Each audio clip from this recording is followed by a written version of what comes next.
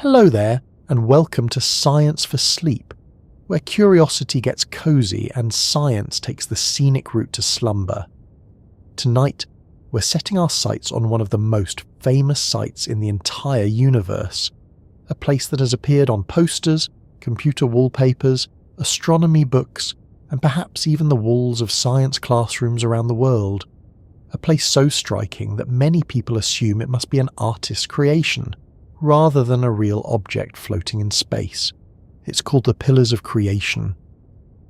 The name alone sounds dramatic enough to belong in a fantasy novel, yet these enormous structures are real.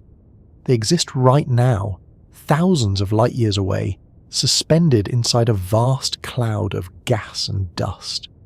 Hidden within them are stars that are still being born. Not stars that were born millions of years ago and have long since settled into adulthood, but stars that are still forming, still gathering material, still taking shape in the darkness. In a sense, we're about to visit a nursery. Not the kind filled with cribs, rocking chairs, and sleepy lullabies. This nursery is made of cold hydrogen gas, cosmic dust, intense radiation, and gravity. It stretches across distances so enormous that our everyday brains struggle to picture them. Yet the basic story unfolding there is surprisingly familiar. Things gather together, they grow, they change. Eventually something new emerges.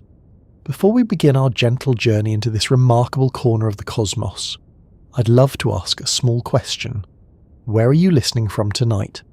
Perhaps you're tucked into bed after a long day. Maybe you're sitting in a comfortable chair with a blanket nearby. It could be early evening where you are, or perhaps the night has already settled outside your window. And what time is it right now in your little corner of the world? It's a fitting question for an astronomy story because, strange as it sounds, whenever we look into space we're also looking into time. The light from distant objects spends years, centuries, sometimes millions of years travelling before it reaches our eyes. In other words, tonight's destination isn't simply far away, it's far away in time as well. If you find these quiet explorations soothing, interesting, or simply a pleasant way to wind down before sleep, I'd be very grateful if you gave the video a like and perhaps subscribed as well. It helps this little corner of calm reach other curious listeners who enjoy falling asleep somewhere between science and wonder. Now, get comfortable. Let your shoulders relax. Allow your thoughts to slow their pace just a little. Because we're about to travel roughly 7,000 light years from Earth to visit a place where stars are being assembled from the raw ingredients of the universe. And surprisingly enough, the story begins with a bird. The Pillars of Creation reside within a region of space known as the Eagle Nebula. Astronomers catalogue it as M16, but Eagle Nebula is a far more memorable name. Located within our own galaxy, the Milky Way, the Eagle Nebula is a vast cloud of gas and dust situated in the constellation Serpens. If you've ever looked at photographs of the Eagle Nebula, you may have noticed that it doesn't immediately resemble an eagle. This is a common feature of astronomical naming. Astronomers, like the rest of us, occasionally look at a cloud and decide it resembles something familiar. Sometimes everyone agrees, sometimes they do not. The Eagle Nebula earned its name because certain large-scale structures within the cloud reminded observers of an eagle with outstretched wings. Whether you see an eagle, a bird, or simply an enormous cloud is entirely up to you. What matters is that this nebula is one of the most active star-forming regions in our neighbourhood of the galaxy. It's a place where gravity is hard at work. To understand why that's important, let's zoom out for a moment. When many people imagine space, they picture emptiness, an endless black void with a few scattered stars. That's understandable because space is mostly empty. But mostly empty is not the same thing as completely empty. Across galaxies, enormous clouds of gas drift through interstellar space. These clouds can stretch across dozens or even hundreds of light years. For comparison, 1 light year is nearly 10 trillion kilometers. So when we say a cloud spans dozens of light years, we're talking about something so large that ordinary measurements become almost meaningless. These clouds are known as nebulae. Some nebulae are leftovers from exploding stars, others are illuminated by nearby starlight, and some, like the Eagle Nebula, are stellar nurseries. They're places where new stars are actively forming. At first glance, this might seem surprising. After all, space is incredibly thin. Even inside a nebula, the gas density is far lower than anything we'd encounter on Earth. If you could somehow scoop up a large volume of nebula material and bring it home, you'd probably be disappointed by how little substance it contained. Yet nebulae compensate for their low density through sheer size. When a cloud stretches across dozens of light years, even a small amount of material per cubic meter adds up. Eventually, gravity begins to take notice. Tiny regions within the cloud become slightly denser than their surroundings. Perhaps a shock wave from a nearby stellar explosion compresses part of the gas. Perhaps random motions cause matter to accumulate in one area. Whatever the cause, gravity gains a foothold. Once that happens, more gas begins drifting inward. The growing concentration gains more mass. More mass creates stronger gravity. Stronger gravity attracts more material. And so the process continues. It's a bit like a snowball rolling downhill, except this snowball is made of hydrogen gas, and instead of becoming a snowman, it becomes a star. Long before astronomers understood these processes, people looked up at the night sky and wondered where stars came from. The stars seemed permanent. Ancient civilizations often viewed them as eternal fixtures. They appeared night after night, year after year, generation after generation. The idea that stars might actually be born had not yet entered human understanding. Today, we know something quite different. Stars have life cycles. They form, they evolve, they eventually die. The sun itself had a beginning. About 4.6 billion years ago, our own star emerged from a cloud much like the ones we see inside stellar nurseries today. Everything around you carries traces of that ancient story. The atoms in your body, the earth beneath your feet, the oceans, the atmosphere. All of it exists because earlier generations of stars formed, lived, and transformed the universe, which makes the pillars of creation particularly fascinating. They allow us to witness part of that process still unfolding, not in theory, not through computer simulations alone, but through direct observation. We can actually see regions where future stars are taking shape. That realization becomes even more remarkable when we focus on the pillars themselves. The structures known as the pillars of creation are enormous columns of gas and dust rising from the surrounding nebula. Photographs often make them look almost solid.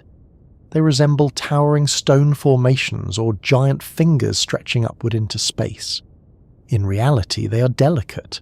If you could somehow stand near them, which would be extremely unwise for many reasons, they would not resemble rock towers at all. They are composed primarily of cold gas and dust, very sparse, very diffuse. Yet because they extend across several light years, they appear dramatic when photographed. The tallest pillar is roughly 4 to 5 light years long. To appreciate that scale, consider this. If you could travel from Earth to the Sun at the speed of a modern passenger jet, the journey would take well over 20 years. Crossing one of these pillars would require millions of years. They're not merely large, they're staggeringly large, and hidden inside them are dense knots of material. These knots are where the real action happens. Within those pockets, gravity is gradually gathering matter together. Temperatures remain relatively low, gas drifts inward, density increases. Over long periods of time, a future star begins taking shape. It's a slow process. Human beings often struggle with cosmic timescales because we're accustomed to rapid change. We expect results quickly. We cook meals in minutes. We send messages instantly. We become impatient waiting for a website to load. The universe, however, is in no hurry. Star formation unfolds over hundreds of thousands or even millions of years. For the universe, that's perfectly reasonable. The pillars of creation remind us that nature often operates on timelines vastly larger than our own, and yet despite these immense timescales, The region is surprisingly active. The Eagle Nebula is not a quiet place, far from it. Massive stars already exist nearby. These stars are enormous compared with our Sun.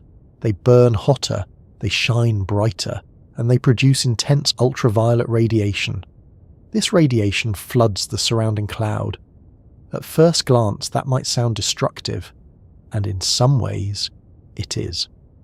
The powerful light from these giant stars gradually erodes the pillars. Material is stripped away, gas is heated, dust is pushed outward. The pillars are slowly being sculpted by their environment. Imagine a strong wind blowing across a sandy landscape. Over time, dunes change shape. Certain regions erode faster than others. Features emerge and disappear. Something similar is happening within the Eagle Nebula. Except the sculpting force isn't wind, it's radiation. Light itself is helping shape these cosmic structures. This creates an interesting balance. The same massive stars that illuminate the region are also influencing the next generation of stars. In some places, their radiation compresses gas and helps trigger further star formation. In other places, it disperses material and prevents new stars from forming. Creation and destruction happen side by side. One generation of stars affects the next. The process resembles a vast cosmic ecosystem. Nothing exists in isolation. Everything influences everything else.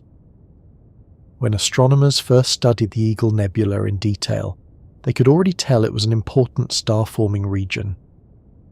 But its true fame arrived much later, specifically in 1995.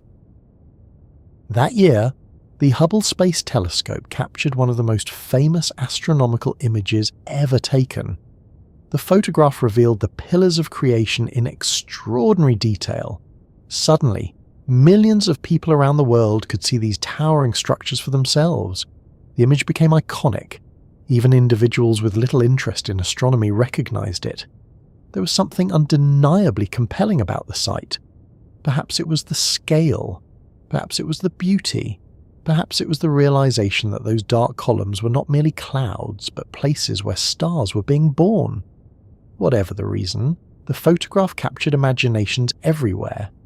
For many people, it became their first glimpse into the idea that space is not static. The universe isn't simply a collection of finished objects.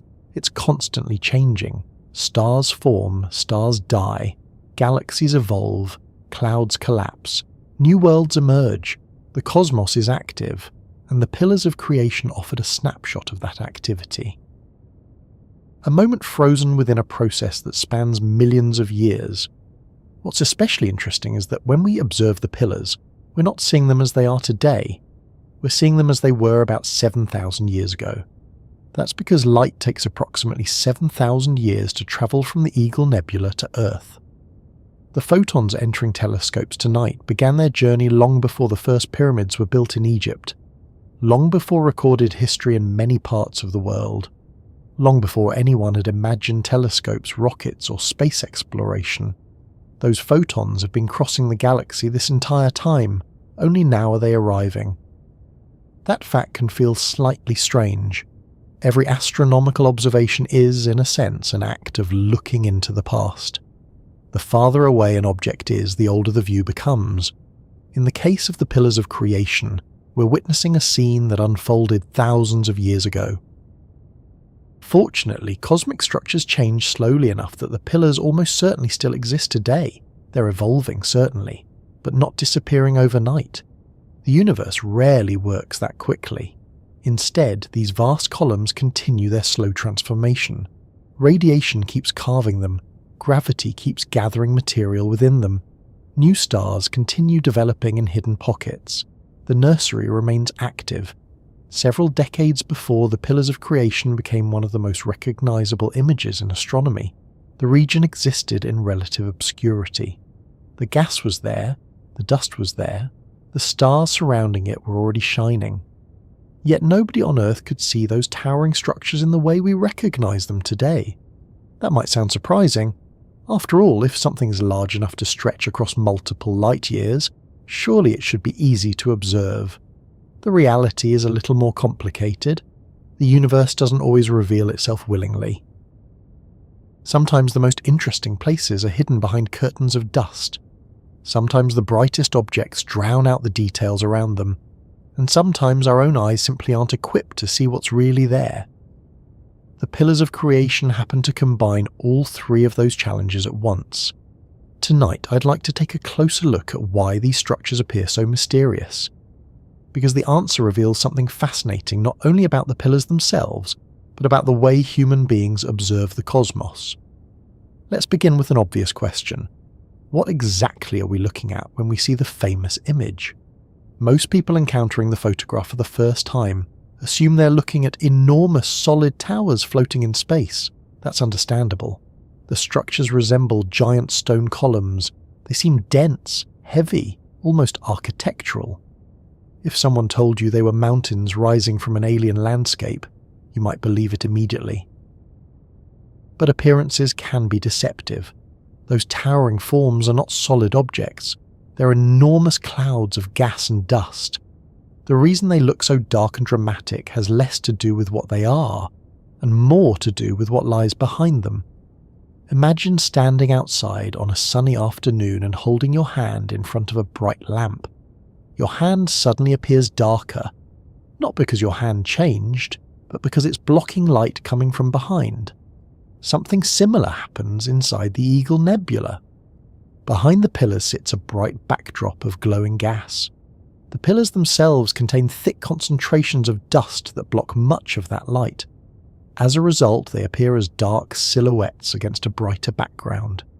In a sense, the pillars are cosmic shadows. They're visible partly because they're hiding something else. Without the glowing nebula behind them, these structures would actually be much harder to recognize. Astronomy is full of examples like this. Objects often reveal themselves not by emitting light, but by preventing light from reaching us. It's a bit like noticing someone standing in front of a movie projector. You see their outline because they're interrupting the image behind them. The dust within the pillars performs the same trick on a galactic scale, and that dust is remarkably important. When people hear the word dust, they often imagine household dust collecting on bookshelves or hiding under furniture. Cosmic dust is different. It's composed of tiny particles made from elements like carbon, silicon, oxygen, and iron. Many grains are smaller than particles found in cigarette smoke. Individually, they're microscopic. Collectively, they can block enormous amounts of light. In fact, dust is one of astronomy's greatest obstacles. Much of the Milky Way remains difficult to study because dust clouds absorb visible light. Imagine trying to explore a city while a thick fog covers every street. Buildings might be nearby, but you wouldn't know it. The same thing happens in space. Entire regions can remain hidden behind curtains of dust. The pillars of creation are famous precisely because they're one of the places where we can actually see that process occurring. The dark appearance isn't evidence of emptiness, it's evidence of material, lots of material, enough material to block light travelling thousands of years across the galaxy. What's especially interesting is that the dust isn't distributed evenly. Some regions are denser than others. Some pockets contain more gas. Some areas are actively collapsing under gravity. This uneven distribution creates the intricate shapes we see in photographs. The pillars aren't smooth. They contain ridges, knots, protrusions, small finger-like extensions. Some observers have even compared them to weathered rock formations found in deserts on Earth. The resemblance isn't entirely accidental. Although the physical processes are completely different, both environments involve erosion. On Earth, wind and water carve landscapes. Inside the Eagle Nebula, radiation performs a similar role. The result is a surprisingly familiar appearance. The universe occasionally produces structures that remind us of home. Another reason the pillars seem mysterious is their colour, or perhaps more accurately, their apparent colour. If a human being could somehow travel to the Eagle Nebula and observe the pillars directly, the scene would not look exactly like the famous images hanging in museums and science centres. This surprises many people. Astronomical photographs are often enhanced to reveal details our eyes cannot easily perceive. The Hubble images that made the Pillars of Creation famous use carefully selected wavelengths of light. Different colours are assigned to different emissions from various elements. Hydrogen might be represented by one colour, sulfur by another, oxygen by a third. The resulting image isn't fake, but it isn't identical to human vision either. It's more like a translation. Astronomers are converting information into colours that allow us to understand what's happening. Think about weather maps. Rainfall isn't naturally green or blue or red. Those colours are added to communicate information. Astronomical imagery often works in a similar way. The colours reveal structure, temperature, composition, activity. Without those enhancements, much of the beauty would remain hidden. And hidden is really the key word when discussing the Pillars of Creation. Because despite all the famous photographs, much of what's happening inside them remains concealed. The dust that blocks visible light also blocks our view of the stars being born within. That's a bit frustrating if you're an astronomer. Imagine knowing that something exciting is happening inside a building while all the windows are covered. You can detect hints, you can see evidence. But the details remain obscured. For many years, this was exactly the challenge facing researchers studying stellar nurseries. They knew stars were forming. The physics strongly suggested it. Yet direct observation remained difficult. Fortunately, the universe provided a solution. Not through visible light, but through infrared light. Infrared radiation has longer wavelengths than visible light. Because of this, it can pass through dust more effectively. The effect is somewhat similar to seeing distant headlights through fog. Certain wavelengths penetrate obstacles better than others. Infrared astronomy allows scientists to peer into regions that would otherwise remain hidden. Suddenly, the mysterious pillars become more transparent. Structures emerge. Dense pockets become visible. Young stars reveal themselves. The darkness begins to give up its secrets. This transformation in our ability to observe the pillars is one of the most remarkable developments in modern astronomy. For decades, we essentially saw the exterior. Then new technology allowed us to look deeper. The cosmic nursery began opening its doors, and what astronomers found was even more fascinating than expected. Hidden throughout the pillars are protostars. These are stars in their earlier stages of development. They're not yet mature stars like our Sun. Instead, they're still gathering material, still growing, still forming. Many remain wrapped inside cocoons of gas and dust. Without infrared instruments, we'd barely know they were there. It's a wonderful reminder that the universe often contains more than meets the eye. Literally, every advance in observational technology reveals new layers of reality. The night sky hasn't changed. Our ability to see it has. Another feature that contributes to the mysterious appearance of the pillars is their scale. Human beings are not naturally equipped to understand distances measured in light years. We evolved to judge forests, rivers, hills, and horizons. Even large cities fit comfortably within our mental framework. The Pillars of Creation do not. When viewing a photograph, it's easy to underestimate their true size. Without context, they could be a few kilometers tall, or a few hundred meters. Nothing in the image immediately communicates scale. This creates an odd visual illusion. The structures appear almost intimate, manageable, like something that could fit inside a landscape. The reality is completely different. Each pillar spans distances so enormous that ordinary comparisons begin to fail. Light itself requires years to cross them. If Earth were placed within one of these structures, it would seem almost impossibly tiny. Entire solar systems could disappear inside these clouds without attracting much attention. Yet because photographs flatten three-dimensional space into two-dimensional images, our brains struggle to appreciate the true dimensions involved.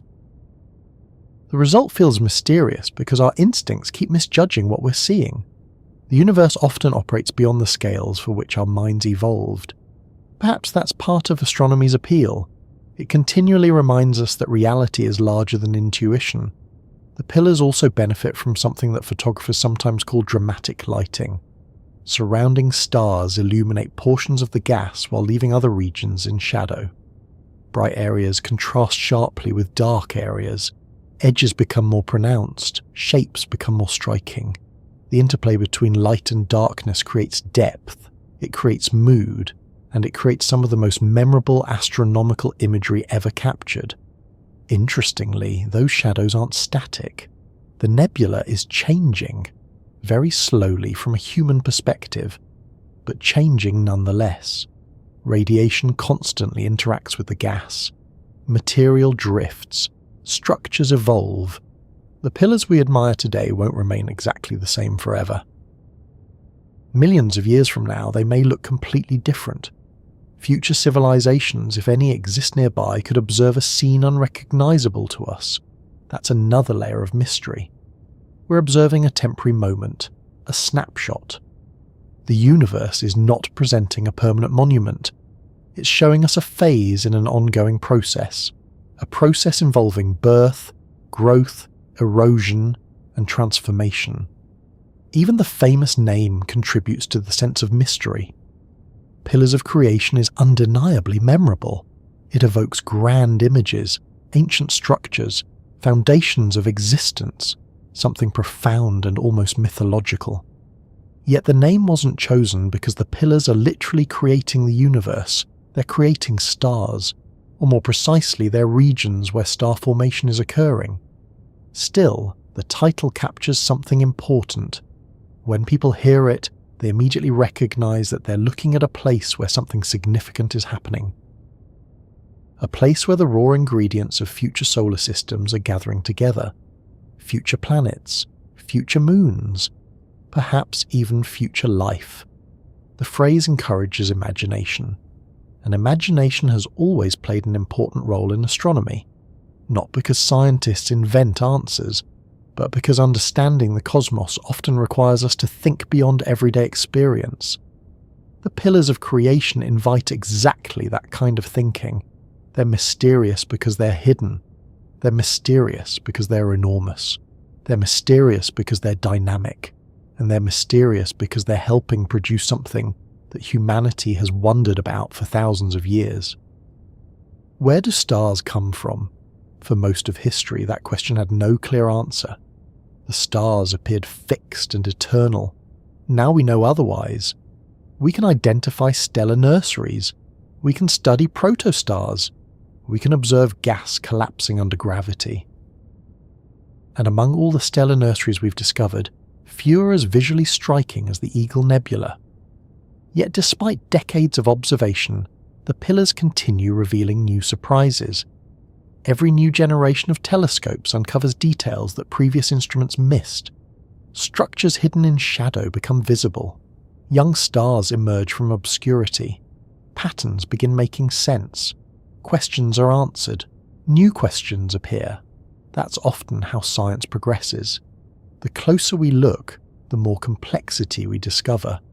And nowhere is that more apparent than inside these towering columns of gas and dust. Because the mysterious appearance of the pillars isn't merely a matter of photography or perspective. It's a consequence of what they're made of. Gas, dust, raw material waiting to become something else. Take a moment to imagine stepping outside on a perfectly dark night. Not the kind of night most of us experience today, softened by streetlights, illuminated windows and the glow of distant cities. Imagine a truly dark sky. A sky so clear that thousands of stars reveal themselves at once. Our ancestors knew skies like that. They looked upward and saw a bright river stretching from one horizon to the other. A hazy band of light crossing the darkness. Today we call that band the Milky Way. For most of human history, nobody knew what it really was. Some cultures imagined it as a celestial road. Others described it as a river, a bridge, or a pathway for spirits. The explanations differed, but the sight itself was universal. People across the world saw the same glowing ribbon overhead and wondered what it might be. The answer turned out to be far grander than anyone expected. The Milky Way is not a cloud. It is not a river. It is an entire galaxy. A vast collection of hundreds of billions of stars, enormous clouds of gas and dust, dark matter, planets, star clusters, and stellar nurseries, all bound together by gravity. And somewhere inside that immense structure lies the Eagle Nebula. Somewhere inside that nebula stand the pillars of creation. Finding them, however, is not quite as simple as pointing toward a bright landmark in the sky. The Milky Way is a very large place. When we talk about the Eagle Nebula, we are discussing an object located approximately 7,000 light-years from Earth. That distance deserves a moment of appreciation. Light is incredibly fast. In a single second, it can circle Earth more than 7 times. Travelling at that speed, a beam of light could reach the Moon in roughly 1.5 seconds. The Sun's light takes about 8 minutes to reach us, yet the light from the pillars of creation requires approximately 7,000 years. The photons entering telescopes tonight began their journey when human civilization looked very different from the one we know today. Entire empires have risen and fallen while that light crossed the galaxy. And still it travelled onward, patiently, steadily, until finally arriving at Earth. This enormous distance means that locating the pillars within the galaxy is somewhat like trying to find a single tree within an entire continent. The Milky Way contains staggering numbers of stars. Astronomers estimate somewhere between 100 billion and 400 billion stars reside within our galaxy. Even narrowing down the search can be challenging. Fortunately, the galaxy is not completely random. It has structure. Let's zoom out for a moment and examine where we actually live. The Milky Way is classified as a barred spiral galaxy. If viewed from above, it would resemble a gigantic swirling pinwheel. Curving spiral arms extend outward from a central region packed with stars. Those arms contain many of the galaxy's most active star-forming regions. They're rich in gas, rich in dust, rich in the raw materials required for creating new stars. Our own solar system occupies a relatively quiet location. We're situated inside a smaller structure called the Orion Arm, sometimes referred to as the Orion Spur. Compared with some of the larger spiral arms, it's something of a side street, a comfortable cosmic suburb, not too crowded, not too empty, just a pleasant place for a solar system to spend a few billion years orbiting the galactic centre. The Eagle Nebula lies farther inward toward the central regions of the galaxy. It's located within the direction of the Sagittarius Arm, one of the Milky Way's major spiral features. When astronomers point their telescopes toward that part of the sky, they're looking through a particularly rich section of the galaxy. Star clusters, nebulae, dense stellar populations, vast clouds of gas.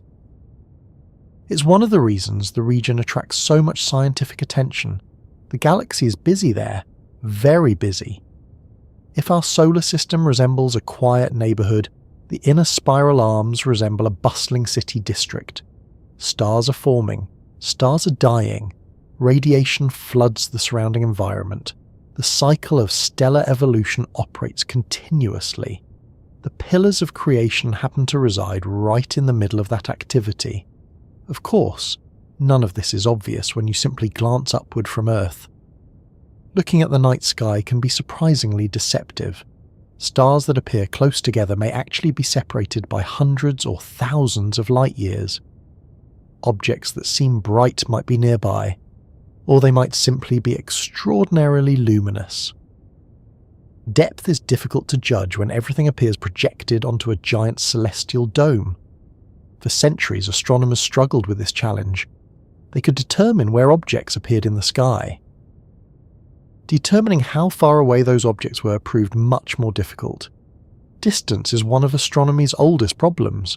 Imagine standing in a huge forest. You can see trees in every direction. Some are nearby, others are far away. Without additional clues, it becomes difficult to estimate exactly how distant each tree might be. Astronomers faced a similar challenge on a galactic scale. Eventually, they developed clever methods for solving it. One of the most important involves something called parallax. You may have experienced parallax without realizing it. Hold your thumb at arm's length, close one eye, then switch eyes. Your thumb appears to shift position against the background. The thumb isn't moving, your viewpoint is. Astronomers use the same principle. As Earth travels around the Sun, our perspective changes slightly. Nearby stars appear to shift relative to more distant stars. By measuring that tiny movement, astronomers can calculate distance. Unfortunately, the Eagle Nebula is so far away that the effect becomes extremely small. Other techniques are needed as well. Over time, multiple methods confirm that the nebula resides roughly 7,000 light-years from Earth, far enough to seem remote, yet close enough for detailed study. In galactic terms, it's almost a neighbour. That statement sounds absurd at first. 7,000 light-years hardly feels nearby. But remember the scale we're discussing. The Milky Way spans roughly 100,000 light-years across. Within that framework, the Eagle Nebula occupies a relatively accessible location. It's one reason astronomers have been able to examine it so extensively. Distance alone doesn't make the pillars special. Many other nebulae exist throughout the galaxy. Many other star-forming regions are larger. Some are more active, some contain even more massive stars. What makes the Eagle Nebula remarkable is the combination of accessibility, visibility, and geometry. Quite simply, we're fortunate. The pillars happen to be positioned in a way that allows us to observe them clearly. That's not guaranteed. Many stellar nurseries remain hidden behind thick curtains of dust. Others are oriented unfavourably from our perspective. The Eagle Nebula offers a relatively unobstructed view of an active star-forming region. Nature has arranged the scene almost like a demonstration. The result is one of astronomy's greatest visual treasures. Another fascinating aspect of the region is its relationship to nearby stars. The pillars of creation are not isolated structures floating alone in darkness. They're part of a much larger environment. Surrounding them is an open star cluster known as NGC 6611. This cluster plays a critical role in shaping the pillars. Its massive stars flood the surrounding nebula with ultraviolet radiation. Without those stars, the pillars would look completely different. Perhaps they wouldn't exist in their current form at all. In some ways, locating the pillars of creation means locating an entire community of celestial objects. The nebula, the cluster, the young stars, the gas clouds, the radiation fields. Everything is connected. Astronomy often works this way. Objects rarely tell their stories in isolation. Their surroundings matter. Their neighbours matter. Their history matters. The Eagle Nebula is no exception. What's particularly interesting is that if you could somehow travel there instantly, the view would not resemble the famous photographs. This is something people often overlook. The iconic images are close-up observations. They isolate a relatively small region within a much larger nebula. Standing nearby would be a very different experience. The structures would stretch across enormous distances. The surrounding stars would dominate the sky. The scale would be difficult to comprehend. It's similar to visiting a mountain range after seeing photographs. The pictures may be accurate, yet the experience of standing among the mountains feels entirely different. The true scale only becomes apparent in person. The same principle applies here. The pillars of creation are famous partly because telescopes allow us to frame them perfectly. The images compress unimaginable distances into something our eyes can appreciate. Without that framing, the structures might be harder to recognize. They would simply appear as one small feature within an enormous stellar nursery. Finding the pillars also became dramatically easier once space telescopes entered the picture. Ground-based telescopes face many challenges. Earth's atmosphere distorts incoming light. Air turbulence causes stars to twinkle. Moisture absorbs certain wavelengths. Even on excellent nights, observations remain limited. Space telescopes avoid those problems entirely. Above the atmosphere, they enjoy an uninterrupted view of the cosmos. The famous Hubble images transformed public awareness of the Eagle Nebula because they revealed details impossible to capture previously. Suddenly, the pillars weren't merely catalogued astronomical objects. They became places. Places people could visualize. Places people could remember. Places people could imagine visiting. That transformation changed how many people thought about stellar nurseries. The region stopped being an entry in an astronomical database and became a destination in the human imagination. Yet despite all our observations, finding the pillars of creation remains a reminder of how small our perspective truly is. Consider this. The Milky Way contains countless star-forming regions. Many have never achieved the fame of the Eagle Nebula. Some remain poorly understood. Others are hidden from view. Still others may contain structures every bit as beautiful as the pillars. We simply haven't seen them yet. The galaxy is vast enough to hide endless surprises. Every time astronomers build better instruments, they discover new details, new nebulae, new stellar nurseries, new phenomena. The process never really ends. That's one of the reasons astronomy remains so compelling. No matter how much we learn, the universe always seems larger than our knowledge of it. The pillars of creation occupy a tiny corner of a single nebula.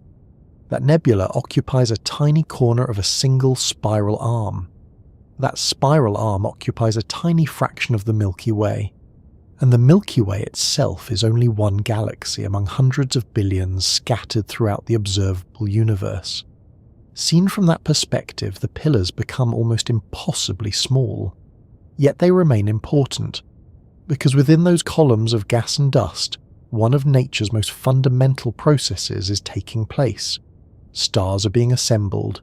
Future solar systems are beginning their stories. The same process that once created our own sun continues there today.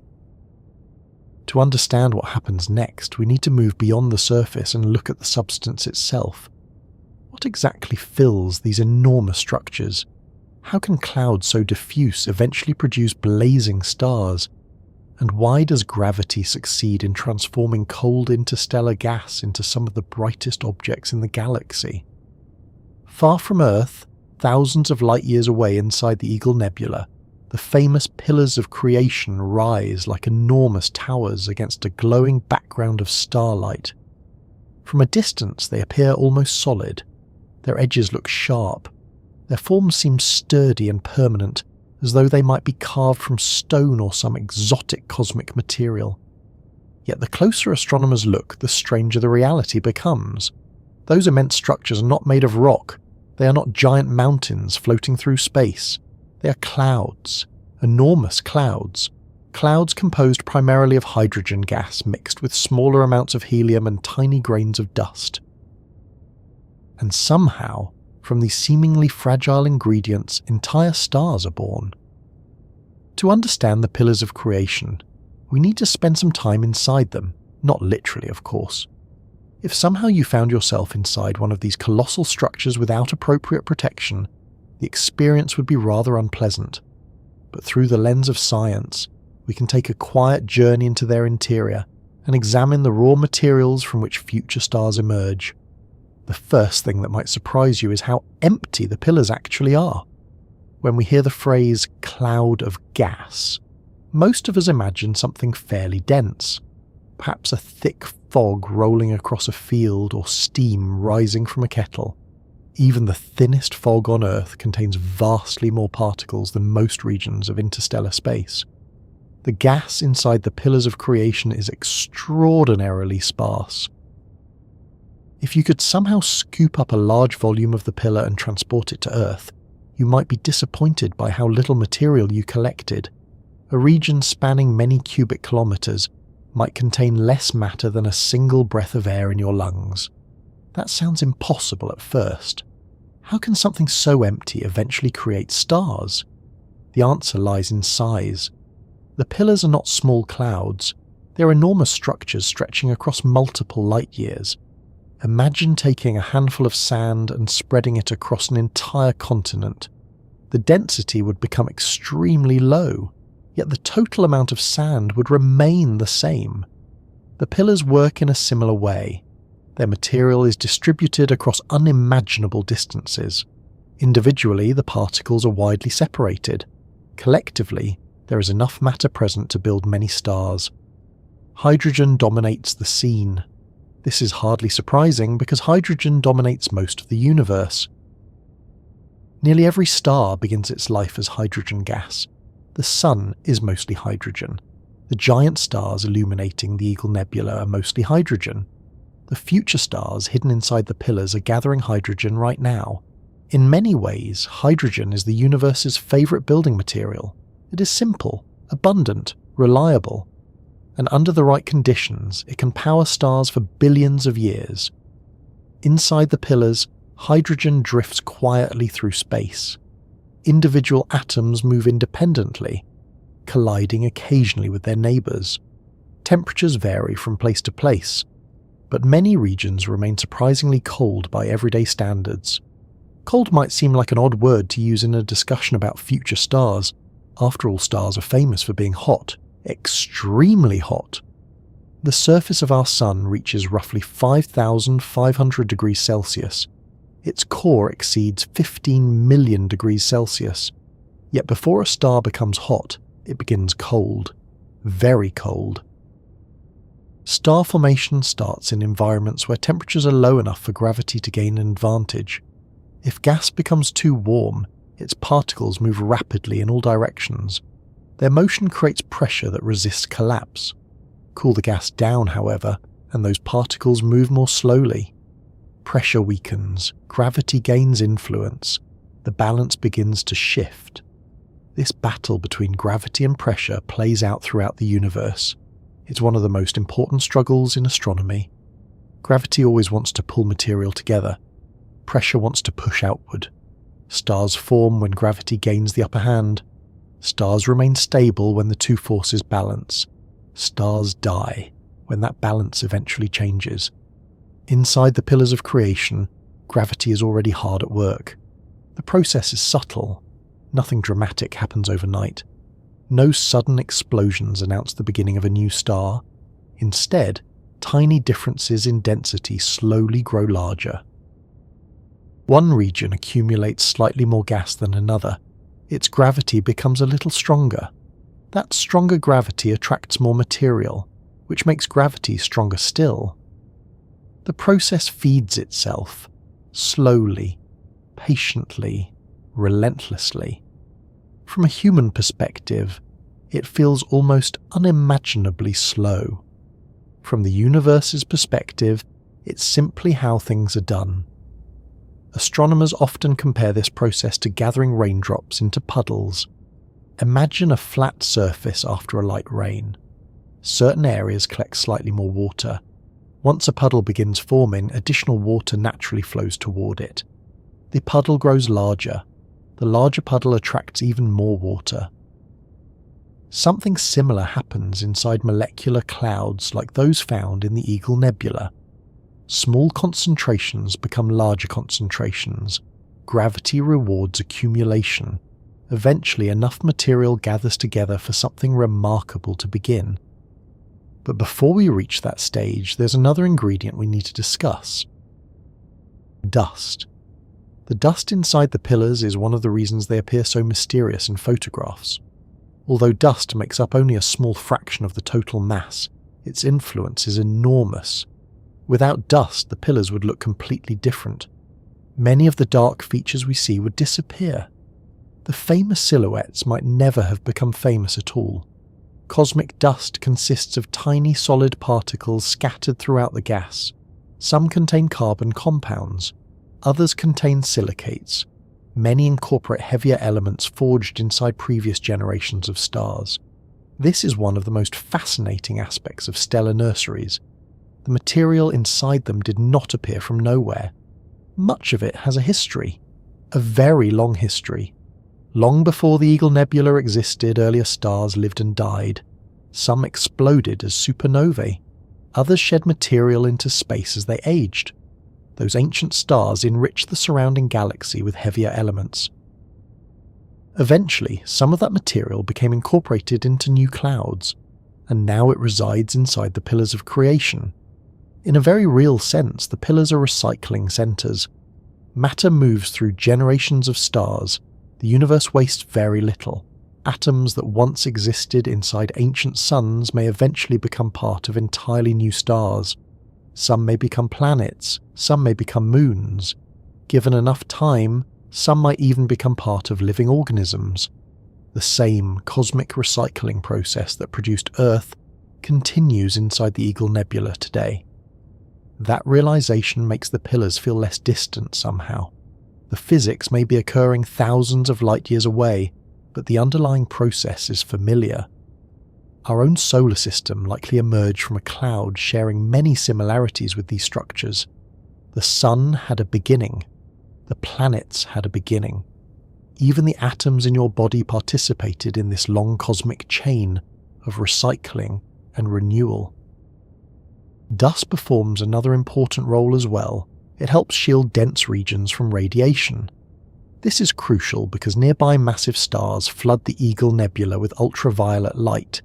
That radiation is powerful enough to heat gas and disrupt star formation. Yet deep inside dense pockets of dust and gas, some regions remain protected. Think of the pillars as enormous umbrellas. Their outer layers absorb much of the incoming radiation. The interiors remain comparatively sheltered. Within those protected environments, gravity continues gathering material.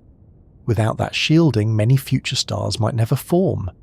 Ironically, the same dust that frustrates astronomers by blocking their view also helps create the very stars astronomers want to study. Nature occasionally enjoys this sort of irony. The obstacle and the solution turn out to be the same thing. As researchers developed better telescopes, they gradually learned to look through portions of the dust using infrared observations. The results transformed our understanding of the pillars. Regions once appearing dark and empty suddenly revealed hidden activity. Embedded objects emerged. Young stars appeared. Previously invisible structures became detectable. It was rather like exploring a forest at night and suddenly being handed a powerful flashlight. Features that seemed absent were simply concealed. The pillars were far more active than visible light images alone had suggested. Within these clouds, astronomers discovered numerous dense condensations. Some are destined to become stars, others may never gather enough mass. The future of each region depends on a delicate balance of factors. Gravity matters, temperature matters, radiation matters, motion matters. Every cloud follows its own path. Some succeed, some fail. The process is messy. Real stellar nurseries are not neat assembly lines. They're chaotic environments where countless influences interact simultaneously. This complexity helps explain why star formation remains an active area of research. The basic principles are understood. The details are often astonishingly complicated. Even modern supercomputers struggle to model every interaction occurring within giant molecular clouds. The pillars contain turbulent flows of gas. Magnetic fields thread through portions of the cloud. Shock waves propagate through the surrounding nebula. Radiation alters local conditions. Gravity continuously reshapes the environment. Everything affects everything else. Yet despite all that complexity, a simple pattern emerges. Material gathers, density increases, future stars begin taking shape. One particularly interesting feature visible within the pillars is the presence of small protrusions, sometimes called evaporating gaseous globules. Astronomers often shorten the term to EGGs. The name is memorable, perhaps because these structures genuinely resemble tiny cosmic eggs. They're dense pockets of gas and dust protruding from the larger pillars. For years, scientists suspected that some might contain forming stars. Observations eventually confirmed that many do. It's a fitting image, tiny stellar embryos developing within protective shells. The nickname may sound slightly humorous, but it captures something important about the process. Stars begin small. Before they illuminate planets and dominate solar systems, they spend long periods hidden inside clouds, protected, growing, gathering mass, preparing for a future they do not yet realize. The giant stars surrounding the pillars offer a glimpse of where that journey eventually leads. Those brilliant beacons were once embedded inside clouds too. Long ago they existed as collapsing concentrations of gas. At some point, gravity compressed their interiors enough for nuclear fusion to ignite. Everything changed. They became stars. Now their light shapes the next generation. The cycle continues. Perhaps the most remarkable thing about standing conceptually inside the pillars is realizing that star formation is not some rare event occurring only in special corners of the universe.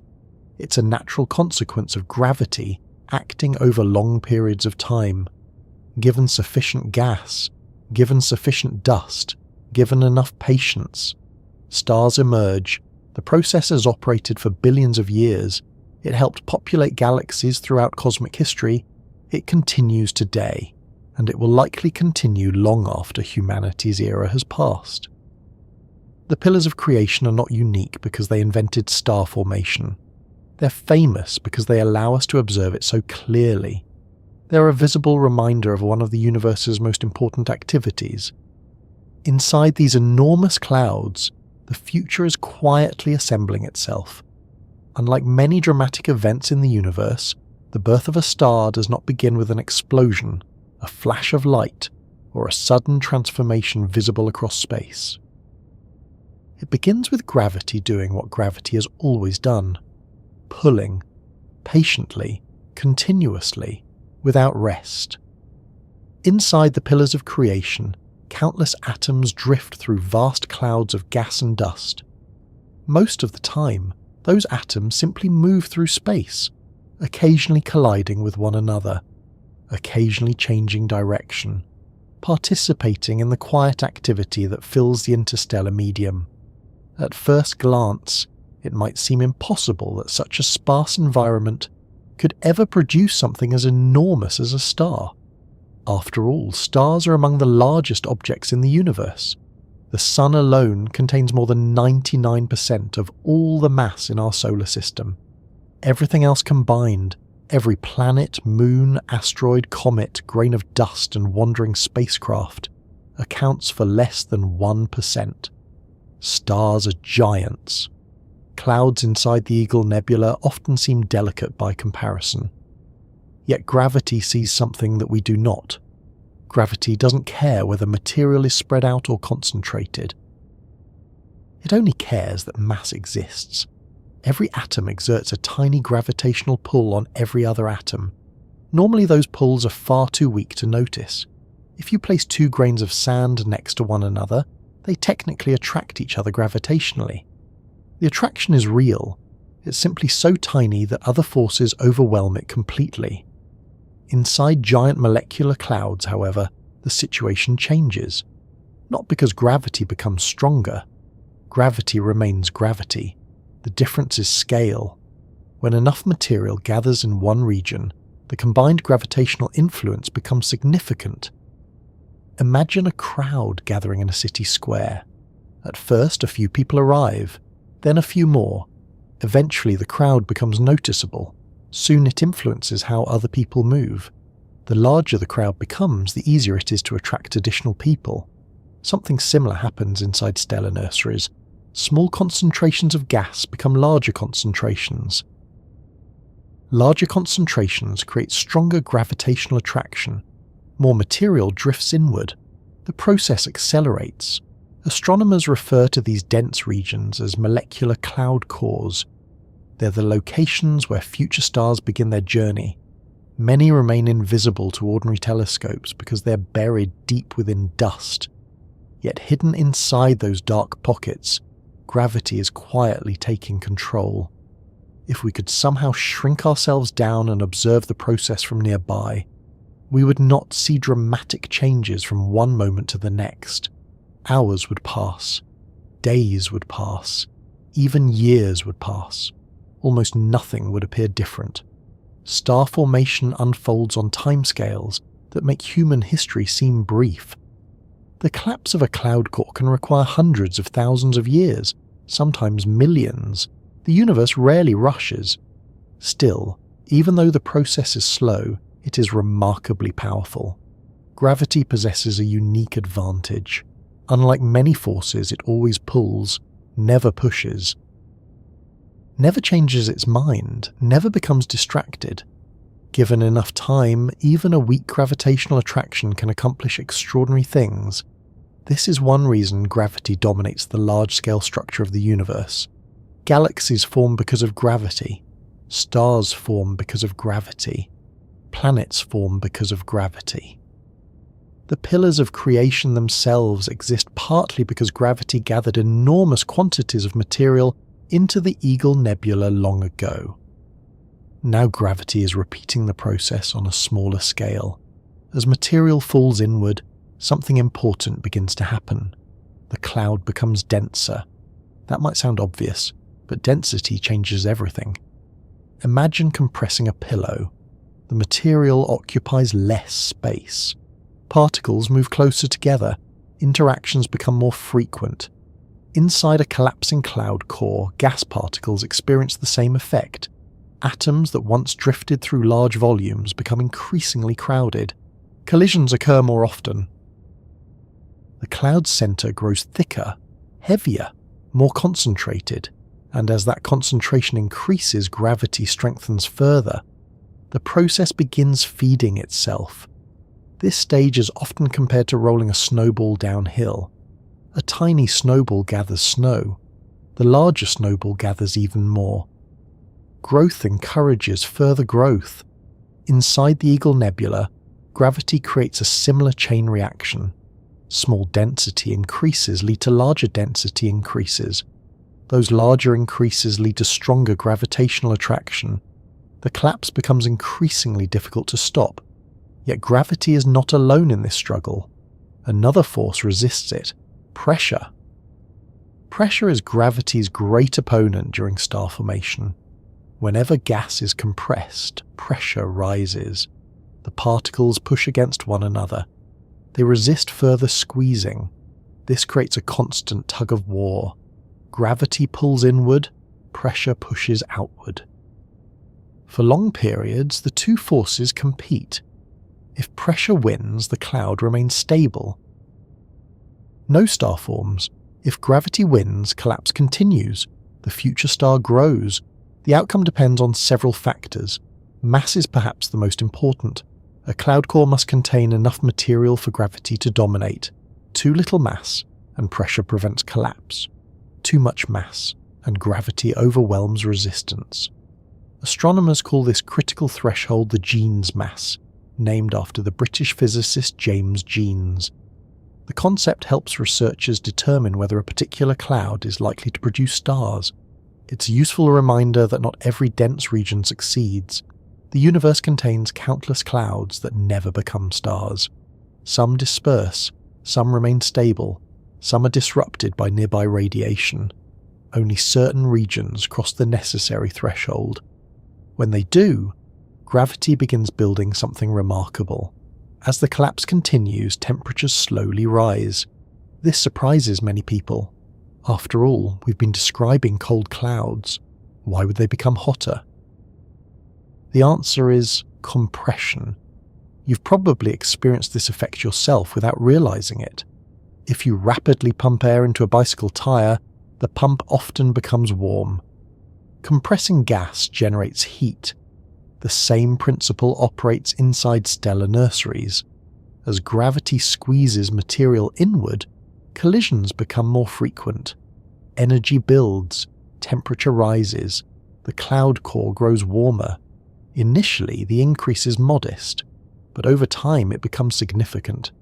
The center gradually transforms into a dense hot object known as a protostar. A protostar is not yet a true star. That's an important distinction. Many people imagine star formation as a sudden event. Cloud today, star tomorrow. Reality is far more gradual. The protostar stage can last hundreds of thousands of years. During this period, gravity continues feeding material into the growing object. Gas spirals inward. Mass accumulates. The future star grows larger. If you could observe a protostar hidden inside the pillars of creation, it would not resemble the sun. It would be wrapped in thick clouds of gas and dust. Much of its light would remain trapped. From the outside, it might appear as little more than a warm infrared source buried deep within darkness. Yet inside, profound changes are occurring. Gravity continues squeezing the core. Temperatures continue rising. Pressures continue increasing. The object is preparing for the next stage of its life. This stage is often messy. Matter doesn't simply fall straight inward. Angular momentum complicates everything. Angular momentum is one of those concepts that sounds intimidating until you see it in action. Imagine an ice skater spinning. When the skater pulls their arms inward, they spin faster. The same principle appears throughout astronomy. Clouds rarely collapse perfectly. Most possess at least a small amount of rotation. As the cloud shrinks, that rotation becomes increasingly important. Instead of falling directly into the center, much of the material forms a rotating disk around the protostar. Astronomers call this a protoplanetary disk. The name is important because these disks often become the birthplaces of planets. In other words, while gravity is building a star, it may simultaneously be laying the foundations for future worlds. This happened in our own solar system.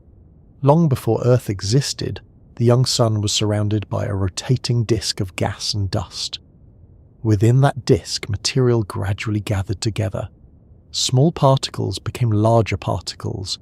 Those particles became planetesimals. Planetesimals became planets. The Earth emerged from that process. The same story may be unfolding inside the pillars of creation right now. Some of the protostars hidden there could eventually possess planets. Those planets might have moons. Those moons might orbit beneath unfamiliar skies. All of that begins during these early stages of collapse.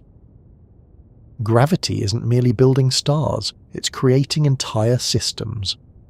As the protostar gains mass, another fascinating phenomenon appears: jets. Many young stars produce powerful streams of material that shoot outward from their poles. These jets can extend for enormous distances. Astronomers observe them throughout stellar nurseries across the galaxy. At first, the existence of jets seems almost contradictory.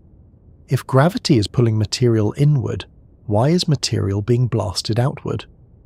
The answer involves magnetic fields and rotating disks. The details are complex, but the result is surprisingly elegant. Part of the incoming material gets redirected into narrow streams that escape into surrounding space. The jets help remove excess angular momentum. Without them, star formation would be much more difficult. Nature often solves problems in clever ways. The growing star sheds what it cannot keep. Observers sometimes compare these jets to exhaust systems. They're signs that a young stellar engine is actively assembling itself. Within the pillars of creation, astronomers have detected evidence of numerous protostars producing such outflows. The nursery is alive with activity. Most of it remains hidden from ordinary sight, yet sensitive instruments reveal the signs: jets, warm dust, dense cores, collapsing regions. Every observation points toward the same conclusion: stars are forming. What's remarkable is that gravity accomplishes all of this without any central coordinator.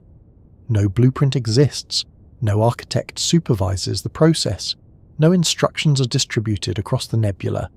The laws of physics simply operate, matter responds, structures emerge, complexity develops naturally.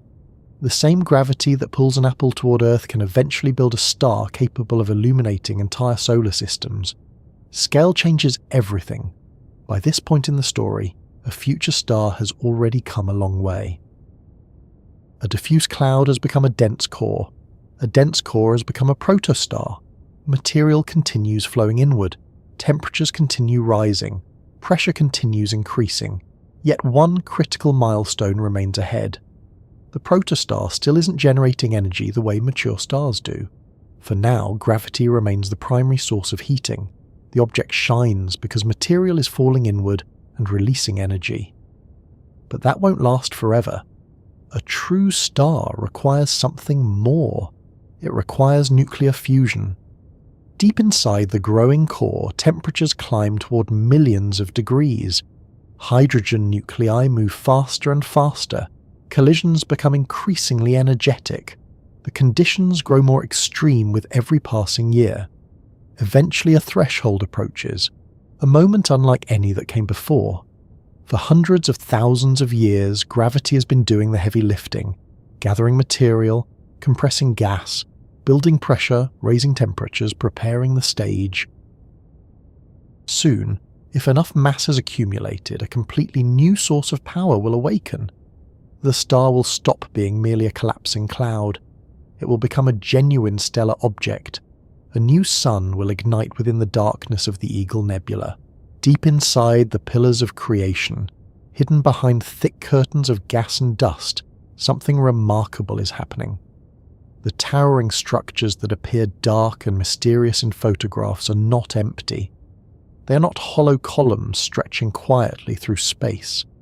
They are filled with activity. Invisible to ordinary eyes, scattered throughout the pillars, are young stars in various stages of development. Some are only beginning their journey. Others are already gathering enormous amounts of material. A few are approaching the moment when they will fully ignite and emerge from their dusty cocoons. These are the hidden baby stars of the Eagle Nebula. And for a long time, astronomers could barely see them. This wasn't because telescopes were inadequate. It was because the stars themselves were hiding. The dust that gives the pillars their dramatic appearance also acts like a giant curtain. Visible light struggles to pass through it. Young stars buried deep inside remain concealed from traditional observations. Imagine trying to observe a candle placed inside a thick blanket. You know something is producing light. You can detect hints of its presence, but the details remain frustratingly out of reach. For decades, that was exactly the situation facing astronomers studying stellar nurseries. The theory of star formation suggested that numerous young stars should exist inside the pillars. Gravity was clearly at work. Dense regions were present. The conditions appeared ideal, yet direct confirmation proved difficult. The stars were simply too well hidden. Everything changed when astronomy learned how to look beyond visible light. Infrared observations transformed the situation completely. Unlike visible light, infrared radiation can pass through dust much more effectively.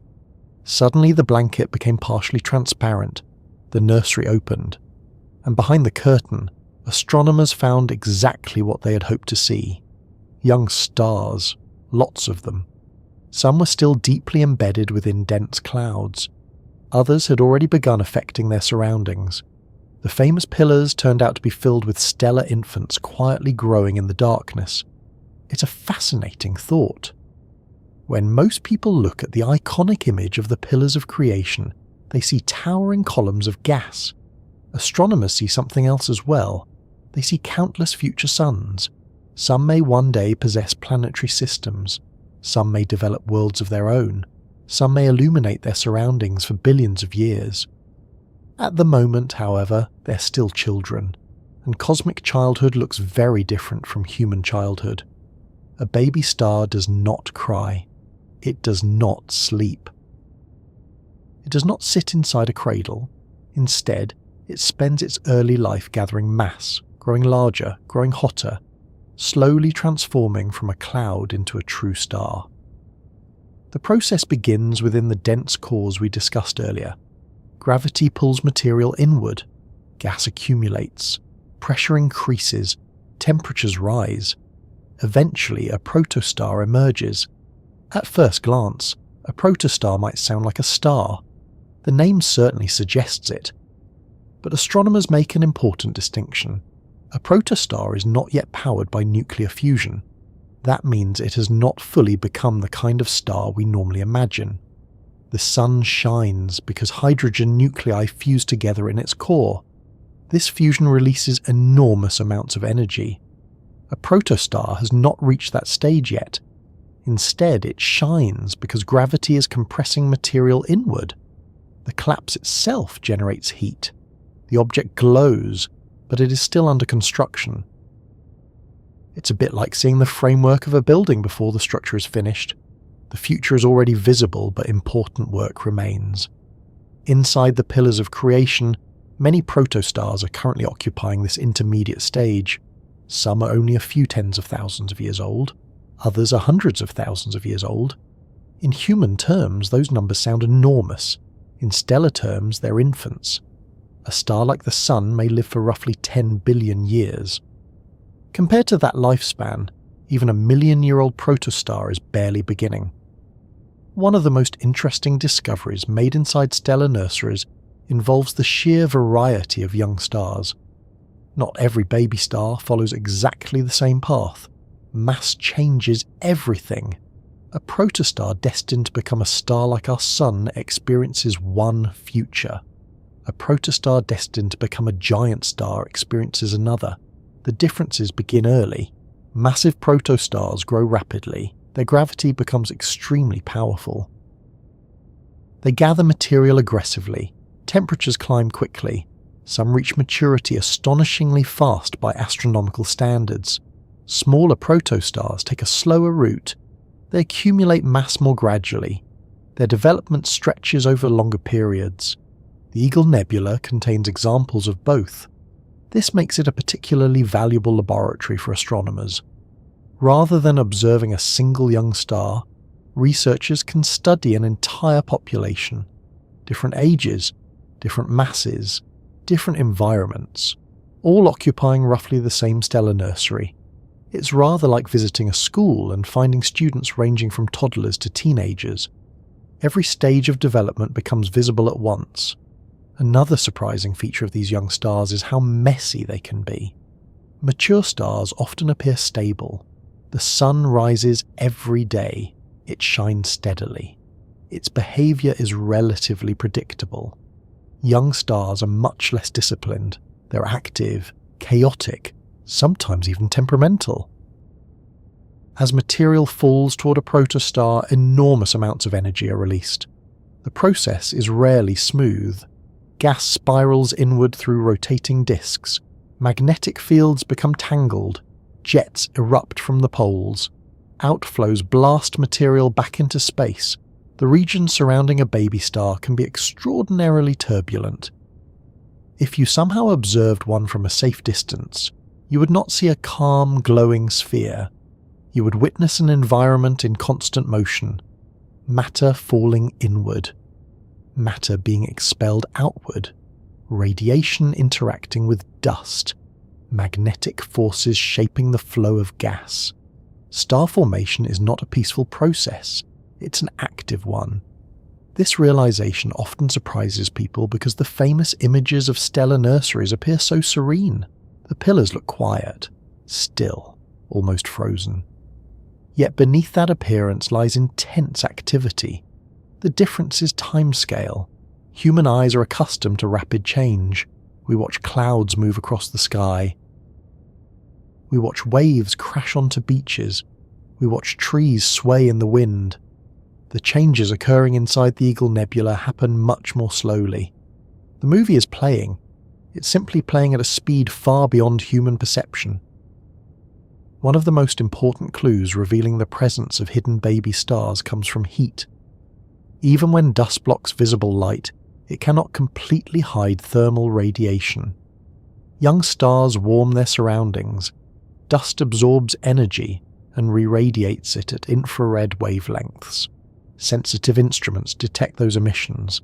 It's a bit like locating a campfire hidden behind a hill by noticing the warmth it produces. You may not see the flames directly, yet the evidence gives them away. Many of the hidden stars inside the pillars were discovered using exactly this principle. They revealed themselves through their heat, and what researchers found was encouraging. The Eagle Nebula remains actively productive. New stars continue forming. The nursery is still open for business. That doesn't mean every dense region will successfully become a star, some won't. The universe offers no guarantees. Radiation from nearby massive stars constantly attacks the pillars. Material is being stripped away. Clouds are being eroded. Some potential stars may lose their raw materials before development is complete. Others may never gather sufficient mass. Nature allows for failures as well as successes. Yet enough regions survive for star formation to continue. The nursery remains active despite the challenges. In fact, the nearby giant stars create an interesting paradox. They threaten the pillars while simultaneously helping shape them. The intense ultraviolet radiation gradually erodes the cloud, at the same time that radiation can compress certain regions. Compression increases density. Higher density strengthens gravity. Stronger gravity encourages collapse. In some locations, the destructive influence of nearby stars may actually trigger new star formation.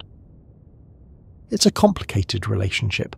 The older generation influences the younger generation, sometimes helping, sometimes hindering, often doing both at once. Astronomers frequently observe this pattern throughout the galaxy. One generation of stars helps create conditions for the next. The universe operates through cycles. Birth leads to growth. Growth leads to influence. Influence leads to new births. The Eagle Nebula provides a beautiful example of that process. Perhaps the most exciting possibility concerns what may eventually form around these hidden stars. Many protostars possess rotating disks of gas and dust. Those disks are not merely leftovers, they're construction sites. Within them, future planets may emerge. Tiny particles collide. Small grains stick together. Larger structures form. Over immense spans of time, entire planetary systems can develop. This is exactly what happened around our own sun. Before Earth existed, before oceans formed, before life appeared, the young solar system consisted largely of a rotating disk surrounding a newly formed star. The same ingredients present inside the pillars of creation today once surrounded our sun. That connection is worth appreciating. The pillars are not showing us an exotic process unrelated to our existence. They're showing us a process that likely produced our own home. In a sense, the Eagle Nebula offers a glimpse into the distant past of the solar system, not literally. The sun was born elsewhere billions of years ago, but the physical story is remarkably similar. Clouds collapse, stars form, disks develop, planets emerge. The cycle repeats, again and again, across the galaxy, across cosmic history. Researchers have even identified structures within the pillars that appear especially promising as stellar birth sites. Some dense knots contain enough material to create multiple stars. Others may produce only one. A few may generate systems very different from anything we see nearby. The diversity is enormous. No two stellar nurseries are exactly alike. No two stars share identical histories. Every object follows its own path, yet the underlying physics remains familiar. Gravity gathers, pressure resists, material accumulates, stars grow, the story repeats. One particularly fascinating aspect of young stars is how quickly they begin influencing their environment. Even before reaching full maturity, they alter nearby gas and dust. Their heat changes local conditions. Their jets reshape surrounding clouds. Their radiation begins carving pathways through the material that once concealed them. Eventually, many young stars become powerful enough to clear away much of their natal cocoon. The hiding place disappears. The infant emerges. Astronomers call this process unveiling. A star that once remained buried inside darkness gradually becomes visible. Its surroundings become illuminated. The object joins the broader stellar population. A new member of the galaxy officially announces its presence. The hidden baby stars inside the pillars of creation are moving toward that future right now. Some remain deeply concealed. Others are already beginning to emerge. A few may eventually become massive stars capable of transforming the entire region around them. Those future giants will not merely shine, they will reshape the Eagle Nebula itself. When we hear the word nursery, certain images tend to come to mind. We imagine quiet rooms, soft blankets, gentle lullabies, perhaps a rocking chair near a window, while everything remains peaceful and calm. The phrase stellar nursery creates a similar impression. It sounds comforting, orderly, almost delicate. the reality is considerably more dramatic. Inside the pillars of creation, stars are indeed being born, but the process is anything but peaceful. In fact, some of the most violent events in the galaxy occur during the formation of stars. That may seem strange at first. After all, we usually associate violence with destruction rather than creation. Yet throughout the universe, creation and destruction often work side by side. The same forces that build stars can also tear apart enormous clouds.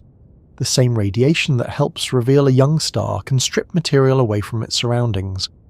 The same gravity that assembles stellar systems can generate extraordinary amounts of energy. The pillars of creation are a perfect example of this balance. From a distance, the pillars appear calm. Photographs show elegant structures suspended against glowing backgrounds. Nothing seems rushed. Nothing seems dangerous. Yet if we could somehow accelerate time and watch the region evolve over millions of years, the scene would look astonishingly active. Gas would flow, shock waves would propagate, radiation would carve through clouds. Jets would erupt from young stars, entire sections of the pillars would slowly erode away, the nursery would appear alive with motion. One reason star formation becomes so energetic is gravity itself. Earlier, we discussed how gravity gathers material together. What we haven't fully explored is how much energy that process releases. Whenever material falls inward under gravity, potential energy is converted into other forms. Some becomes motion, some becomes heat. A great deal becomes radiation. Imagine dropping a ball from a height. As it falls, gravitational energy transforms into motion. When it strikes the ground, that energy must go somewhere. The same principle operates inside stellar nurseries. Gas falling toward a protostar gains speed. The deeper it falls, the faster it moves. Eventually, collisions become unavoidable. Material crashes into surrounding gas. Particles slam together. Temperatures rise. Energy is released. The growing star begins heating its environment. This process alone can generate remarkable amounts of power. Before a protostar ever begins nuclear fusion, gravity is already turning it into a significant source of energy. Astronomers sometimes describe protostars as gravitational engines. For a period of time, gravity provides much of the object's luminosity. The star is shining because matter keeps falling inward. Every new arrival adds energy to the system. Every collision contributes heat. The result is an environment far more active than the word nursery might suggest. And then there are the jets. Few discoveries surprised astronomers more than the realization that many young stars launch enormous streams of material into space. At first glance, the idea seems contradictory. A forming star is supposed to be gathering matter. Why would it simultaneously throw matter away? Yet observations throughout the galaxy confirm that this happens regularly. Young stars often produce narrow jets extending vast distances from their poles. These outflows can travel at hundreds of kilometers per second. Some stretch for several light years. Imagine standing near a garden hose. Now imagine the water leaving the hose faster than a modern fighter jet. Then imagine the stream continuing not for meters, but for light years. The scale becomes difficult to comprehend. Yet this is precisely the kind of phenomenon astronomers observe around young stars. Inside the pillars of creation, hidden protostars are launching jets into surrounding space. Most remain invisible in ordinary photographs. Infrared observations and other specialized instruments reveal their presence. The jets slam into nearby gas. Shock waves form. The surrounding environment changes. Starbirth is not a quiet process. It's a process capable of reshaping entire regions of a nebula. These jets create some of astronomy's most beautiful structures. As they collide with surrounding material, glowing knots and filaments emerge. Astronomers call many of these features Herbig-Haro objects, named after the astronomers who studied them extensively. They're essentially cosmic impact zones, evidence that young stars are actively interacting with their surroundings. Every one of them tells a story: a hidden protostar, a powerful jet, a collision with nearby gas, a visible sign that star formation is underway. The violence doesn't stop there. Radiation introduces another layer of complexity. The pillars of creation exist near several extremely massive stars. These stars are not ordinary. Compared with our Sun, they're giants, hotter, brighter, more energetic. Their ultraviolet radiation floods the Eagle Nebula. Every second, enormous numbers of energetic photons stream outward into space. To understand how powerful this radiation is, consider a simple example. Sunlight feels pleasant on your skin because Earth resides at a comfortable distance from a relatively stable star. Move much closer to a massive young star inside the Eagle Nebula, and the experience would be dramatically different. The radiation would become overwhelming. Gas exposed to it begins changing immediately. Atoms lose electrons, temperatures rise, the cloud structure starts evolving. Over time, radiation actually erodes portions of the pillars. This process is sometimes called photoevaporation. The name sounds gentle, almost harmless. The reality is rather dramatic. Intense radiation strikes the surface of the cloud. Gas becomes energized. Material escapes into surrounding space. Slowly but continuously, the pillars lose mass. It's as though invisible cosmic winds are blowing against them. Except the driving force isn't air, it's starlight. This helps explain the strange shapes visible in photographs.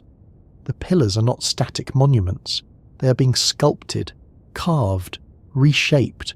The process is happening right now. The structures we admire today are temporary. Given enough time, they will disappear. Not tomorrow, not next year, but eventually. The nursery is actively changing. One generation of stars is influencing the next generation. Sometimes the influence is constructive, sometimes destructive, often both at once. That's another reason stellar birth appears surprisingly violent. Massive stars don't simply illuminate their surroundings, they transform them. Their radiation compresses certain regions while dispersing others. Some clouds collapse, others are destroyed. The entire environment becomes a battleground between competing forces. Gravity wants to gather material. Radiation wants to disperse it. Pressure pushes outward. Dense regions resist erosion. The result is a constantly evolving landscape. If we could watch millions of years unfold in a few minutes, the Eagle Nebula would look less like a peaceful cloud and more like a living ecosystem. Features would appear and disappear. Clouds would shrink. Stars would emerge. Jets would erupt. Shock waves would move through the region. Everything would be in motion. Perhaps one of the most dramatic examples of stellar violence occurs when massive stars fully mature. Unlike smaller stars, giant stars burn through their fuel quickly. They live fast, they shine intensely, and eventually many end their lives in spectacular explosions called supernovae.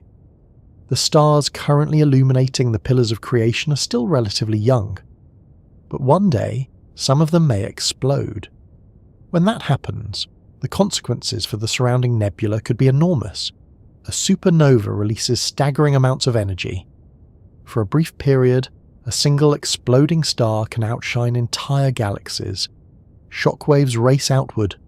Material is accelerated across space. Nearby clouds experience tremendous disruption.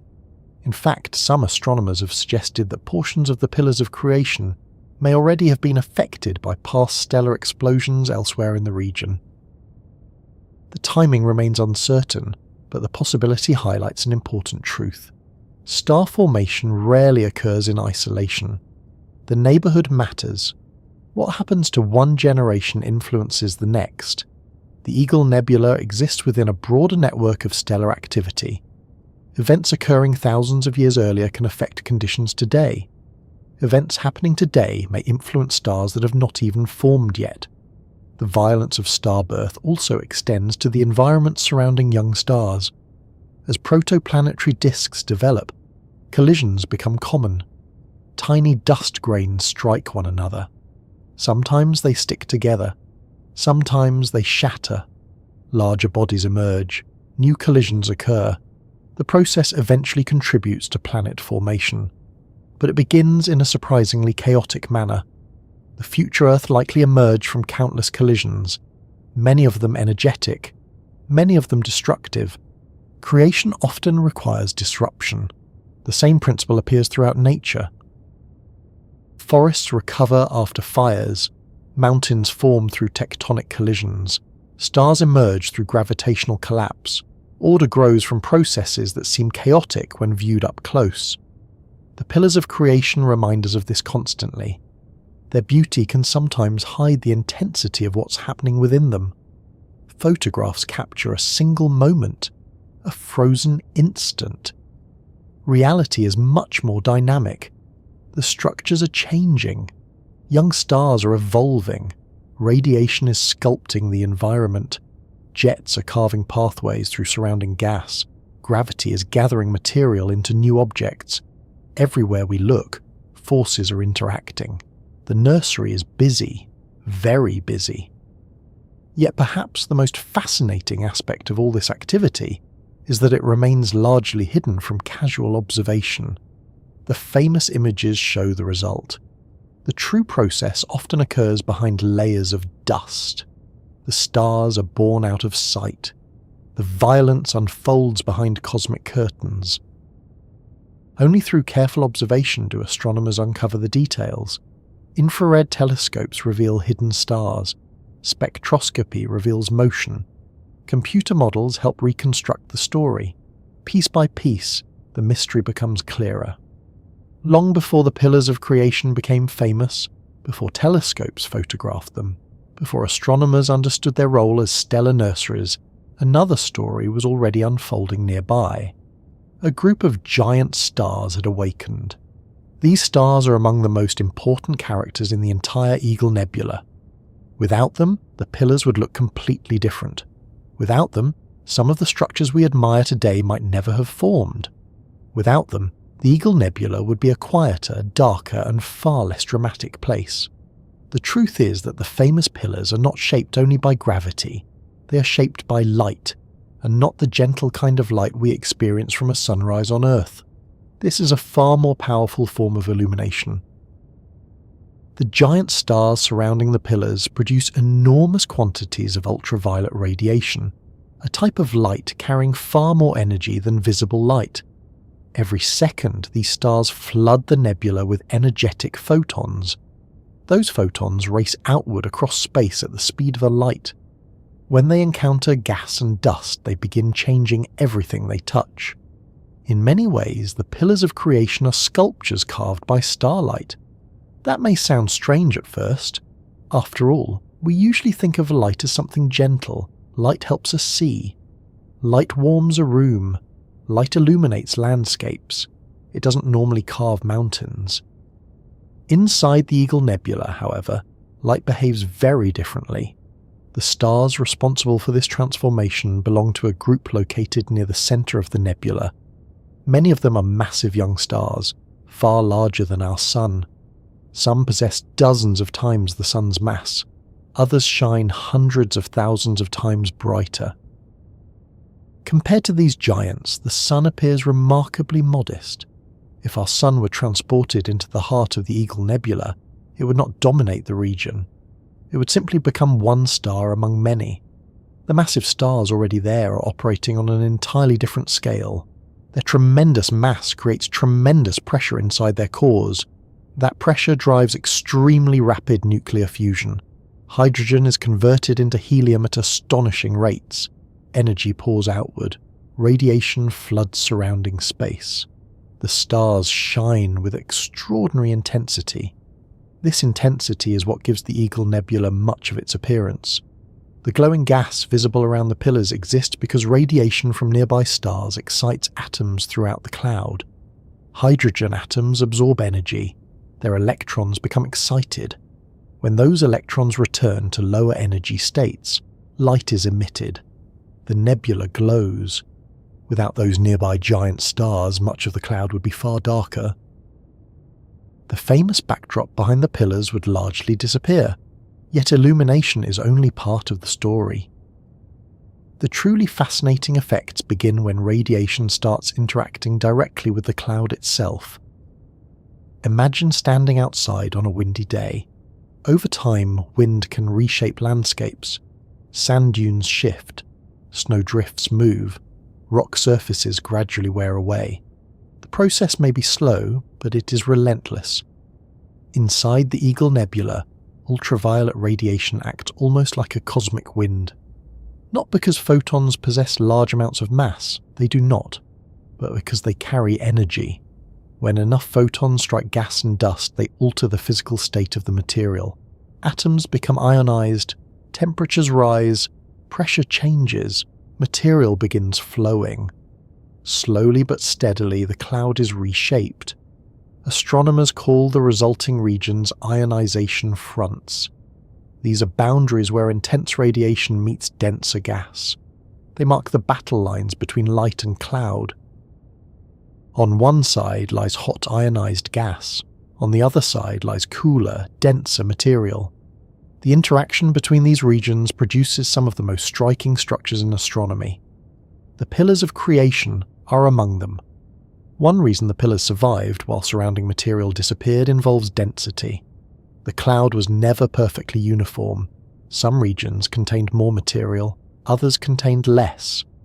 When radiation began eroding the nebula, the thinner regions vanished more quickly.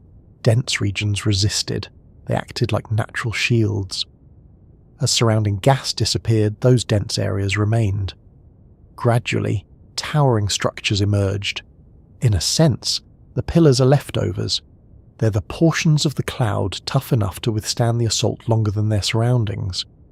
A useful comparison might be found in a desert landscape. Imagine a region composed of both soft soil and hard rock. Wind erodes the softer material first. The harder material remains. Over time, dramatic rock formations emerge. The rock did not grow upward. Everything around it disappeared. The same basic principle operates inside the Eagle Nebula. Radiation removes weaker regions. Denser regions remain. The pillars appear. This means the structures we admire today are temporary survivors. They're not permanent monuments. They're not eternal landmarks. They're simply the portions of the cloud that have resisted destruction most effectively. And even they are slowly losing the battle. Every second, ultraviolet radiation continues striking their surfaces. Every second, material escapes. Every second, the pillars become slightly smaller. The process is incredibly slow from a human perspective. No telescope can watch the pillars visibly shrink over a weekend. Yet across hundreds of thousands of years, the changes become significant. Across millions of years, the transformation becomes dramatic. Eventually, the pillars will disappear altogether. That might sound sad. But it is actually part of the normal cycle of stellar evolution. The cloud is not merely being destroyed, it is being transformed. The material does not vanish, it changes form. Some becomes part of new stars, some drifts into surrounding space, some participates in future generations of star formation. The story continues. One particularly interesting consequence of radiation involves compression. At first glance, radiation seems purely destructive. It erodes clouds, removes material, disperses gas. Yet under certain conditions, it can also encourage star formation. This happens because ionized gas becomes extremely hot. Hot gas expands. As it expands, it can push against neighboring regions. Dense pockets become compressed. Compression increases density. Higher density strengthens gravity. Gravity encourages collapse. Collapse leads towards star formation. The result is surprisingly complex. The same radiation that destroys some regions may help create stars in others. Astronomers sometimes refer to this as triggered star formation. A massive star influences nearby clouds so strongly that new stars begin forming in response. The older generation helps create the next generation. It's a beautiful example of how interconnected the universe can be. The giant stars illuminating the Eagle Nebula are not passive observers. They're active participants. Their light shapes the future. Inside the pillars of creation, several dense regions appear to have experienced exactly this kind of influence. Radiation compressed portions of the cloud. Gravity took advantage of the increased density. Star formation accelerated. The result is a fascinating blend of creation and destruction occurring simultaneously. Nature rarely operates in simple categories. Things are rarely entirely good or entirely bad. The same force can perform opposite roles depending on circumstances. Starlight demonstrates this perfectly. Another remarkable effect involves the surfaces of the pillars themselves. The regions facing nearby giant stars receive the most radiation. These surfaces become heated and ionized. As material escapes, intricate patterns emerge, ridges form, knots appear, finger-like structures develop. The famous shapes visible in photographs are not random. They're records of ongoing interactions between radiation and matter. Every contour tells part of the story. Every protrusion reveals differences in density. Every shadow hints at hidden structure. The pillars are not merely beautiful objects. They're physical records of processes occurring across vast spans of time. Reading those records allows astronomers to reconstruct the history of the region. In some cases, researchers can estimate how quickly material is being lost. In others, they can identify areas where future star formation remains likely. The cloud itself becomes a scientific archive.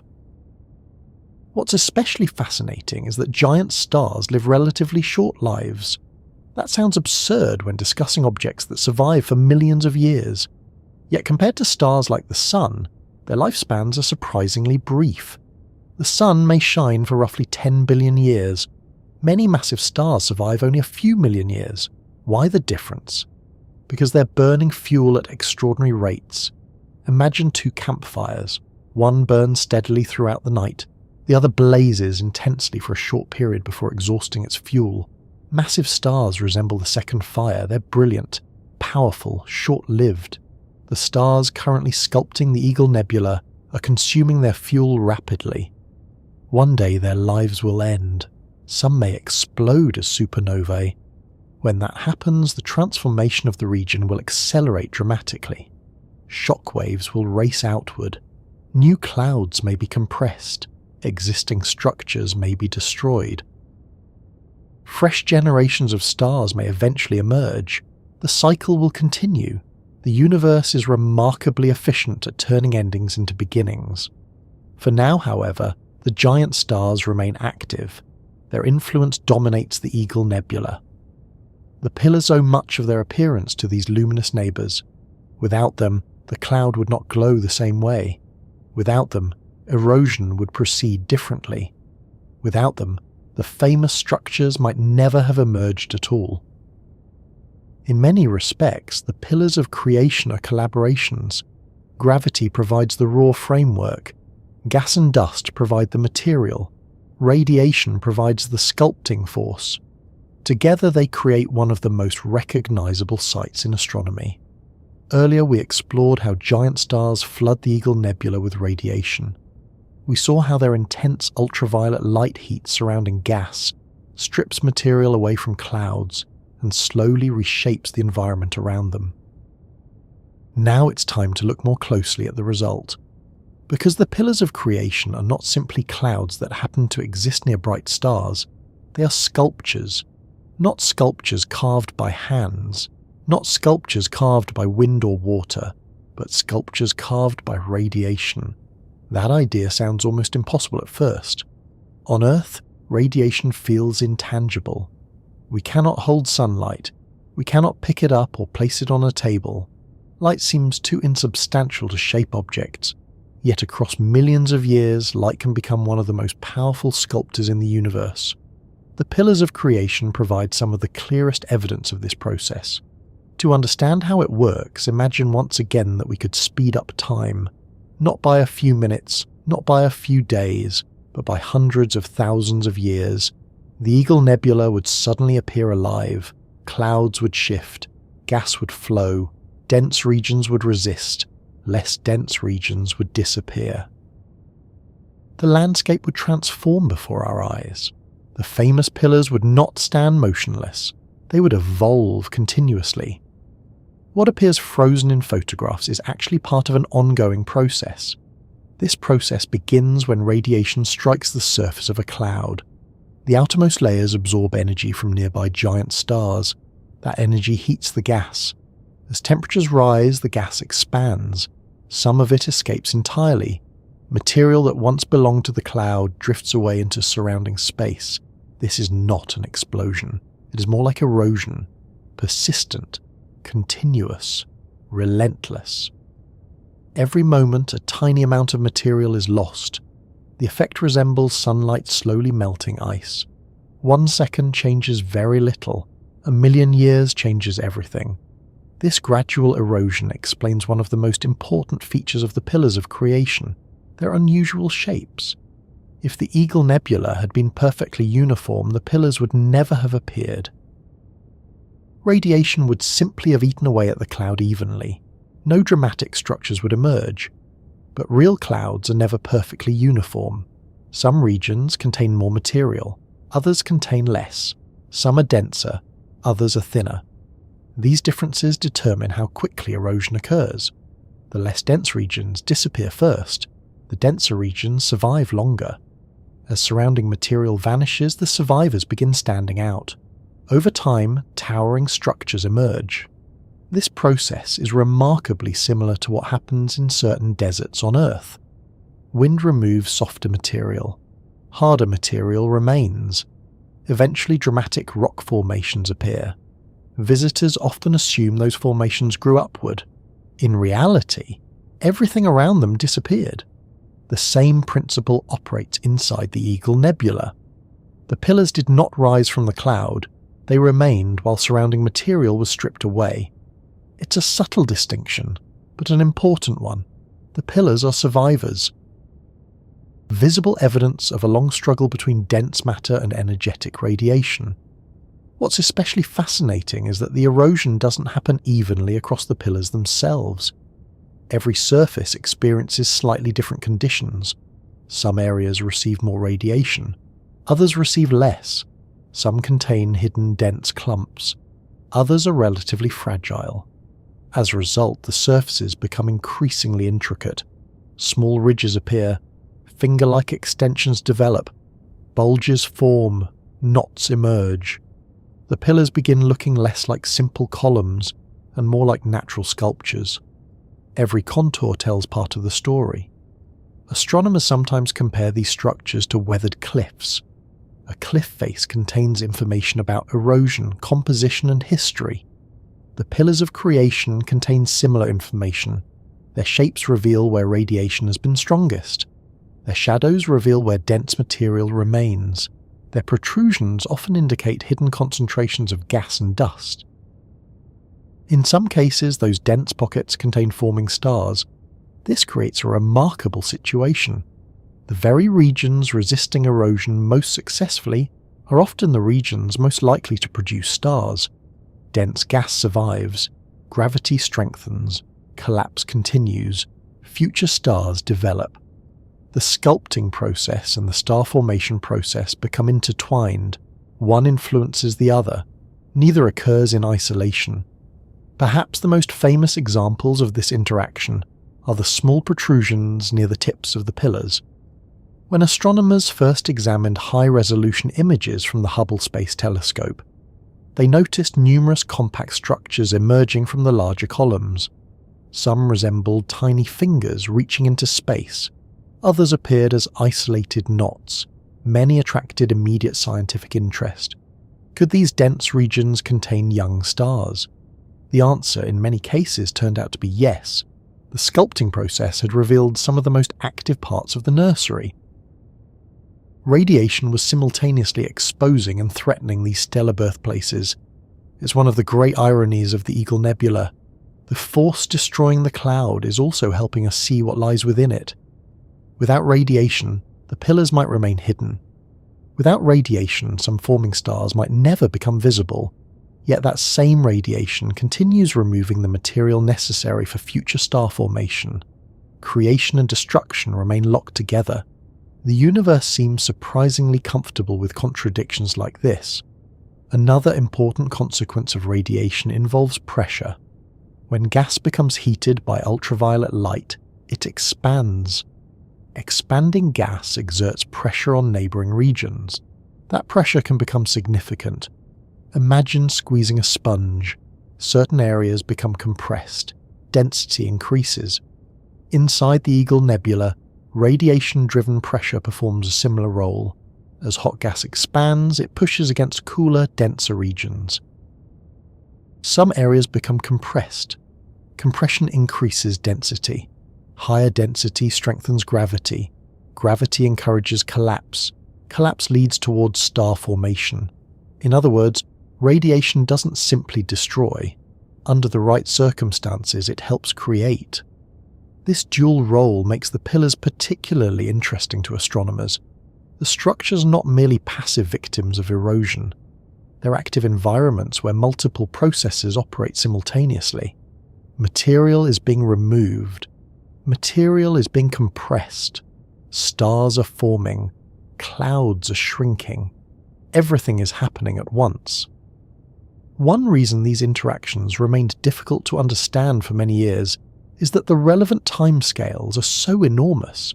Human beings naturally understand fast events. We understand storms, volcanoes, forest fires. We can watch those unfold. The sculpting of the pillars of creation occurs over hundreds of thousands and millions of years. No human observer can watch the full process directly. Astronomers must reconstruct the story. They study the present appearance. They analyze gas motions. They examine temperatures. They compare observations with computer simulations. Piece by piece, the history becomes clearer. Modern simulations have revealed just how dynamic the environment really is.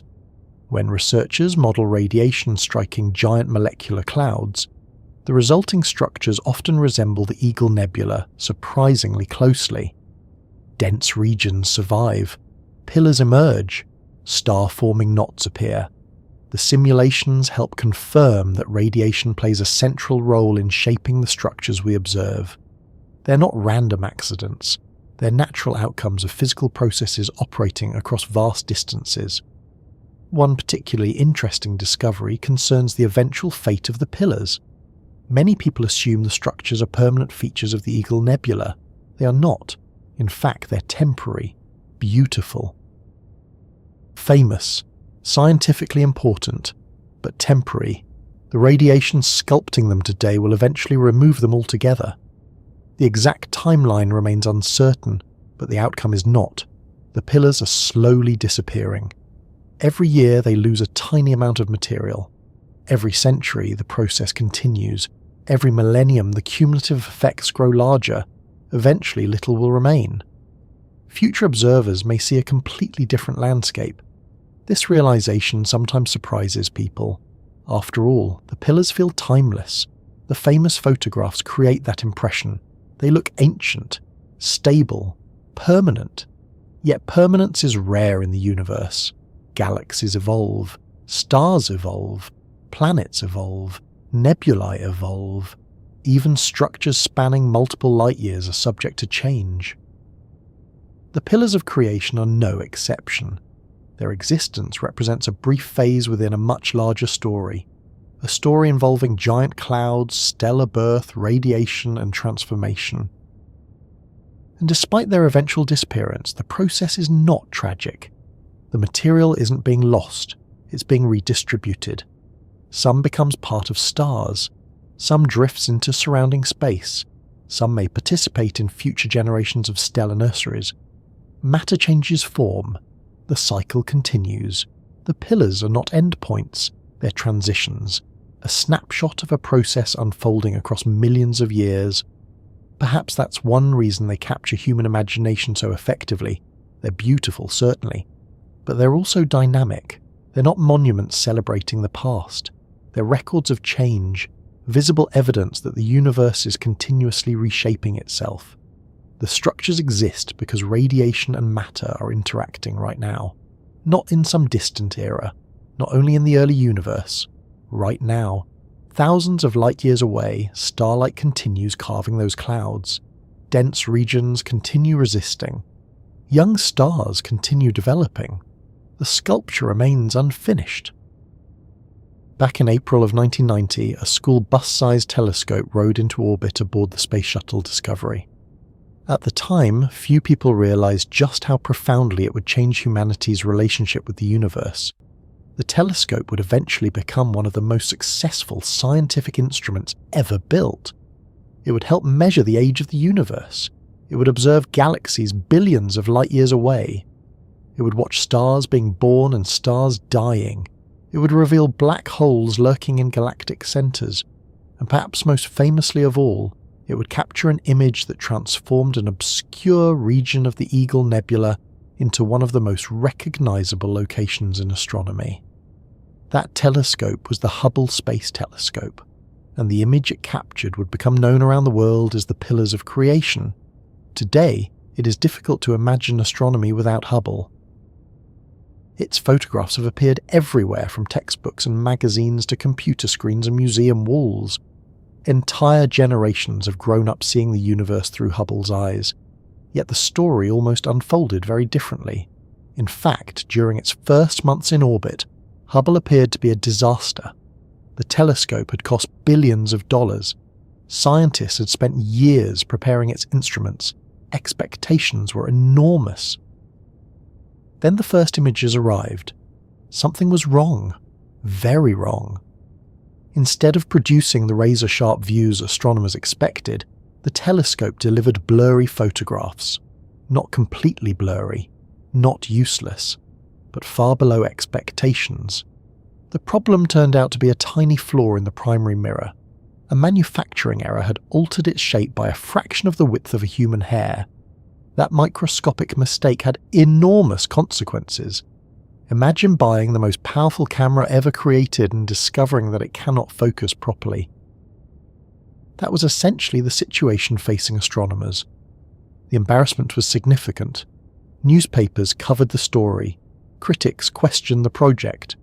Some wondered whether Hubble would ever fulfill its promise. Fortunately, engineers and scientists refused to give up. They developed corrective optics that functioned somewhat like a pair of glasses for the telescope.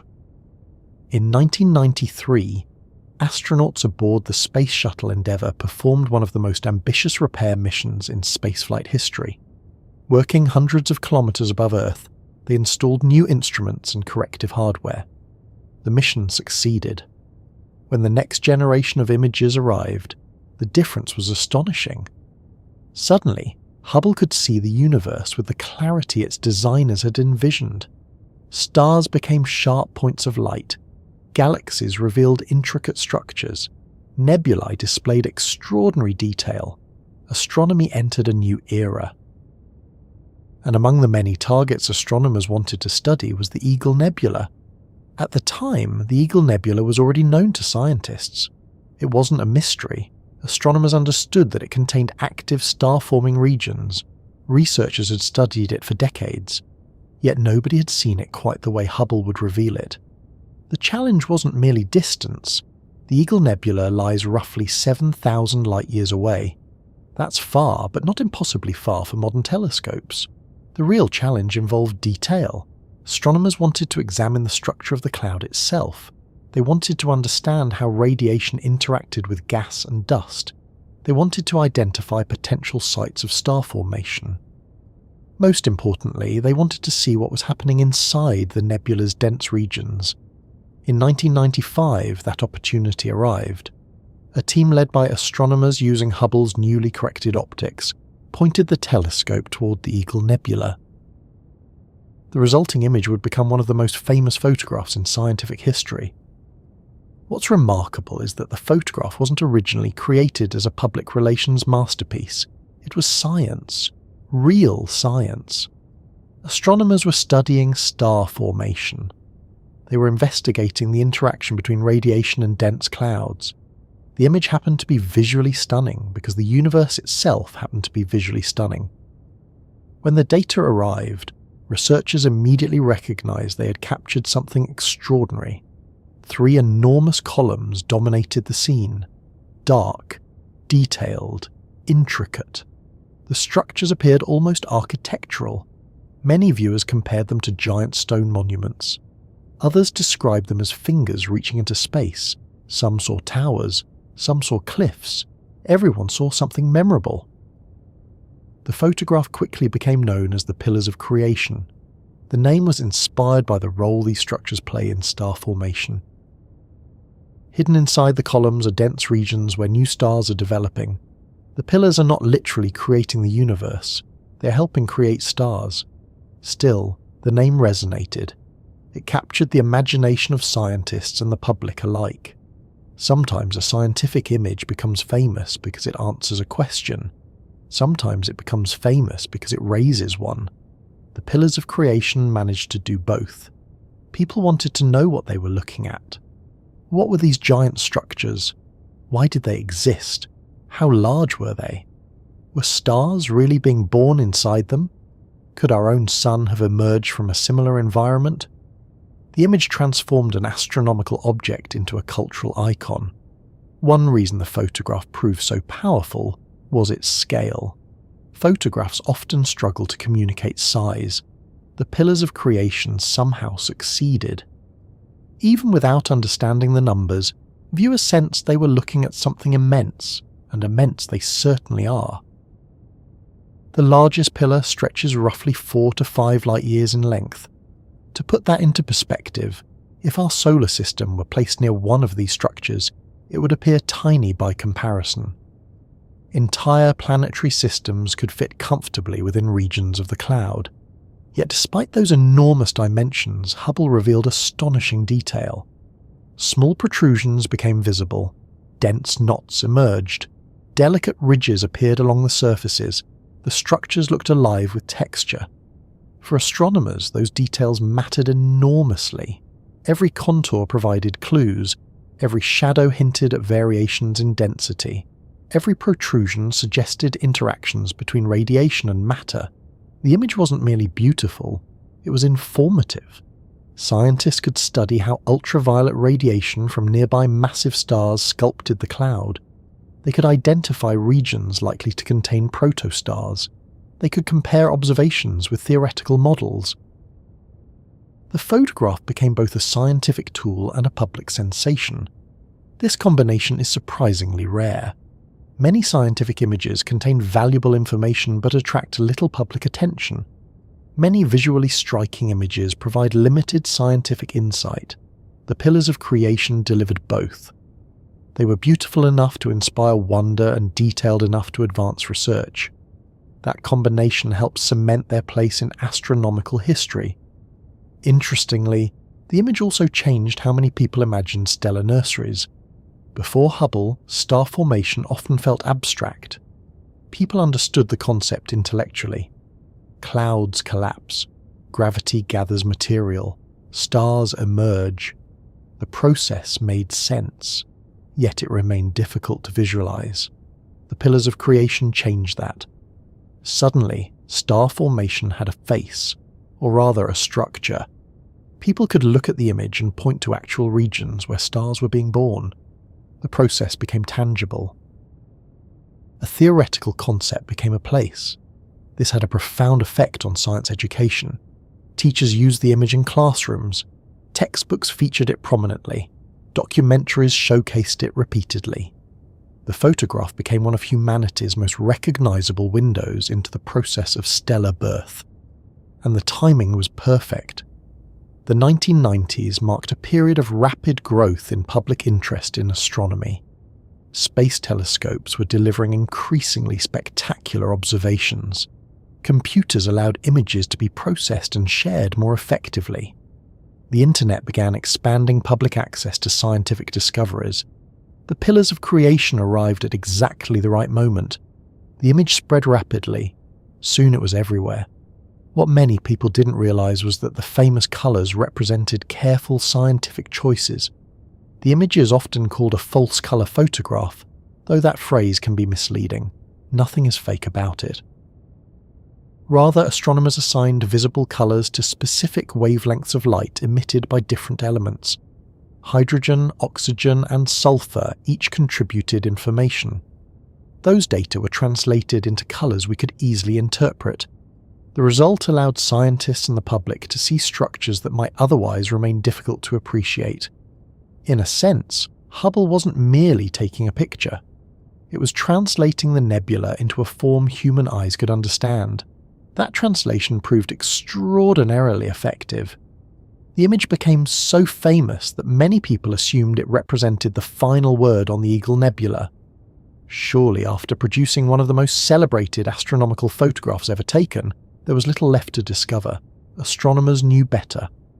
One image, no matter how impressive, never tells the whole story. Visible light reveals certain details. Other wavelengths reveal others. Dust hides some structures. Infrared observations uncover them. Questions remain. Mysteries persist.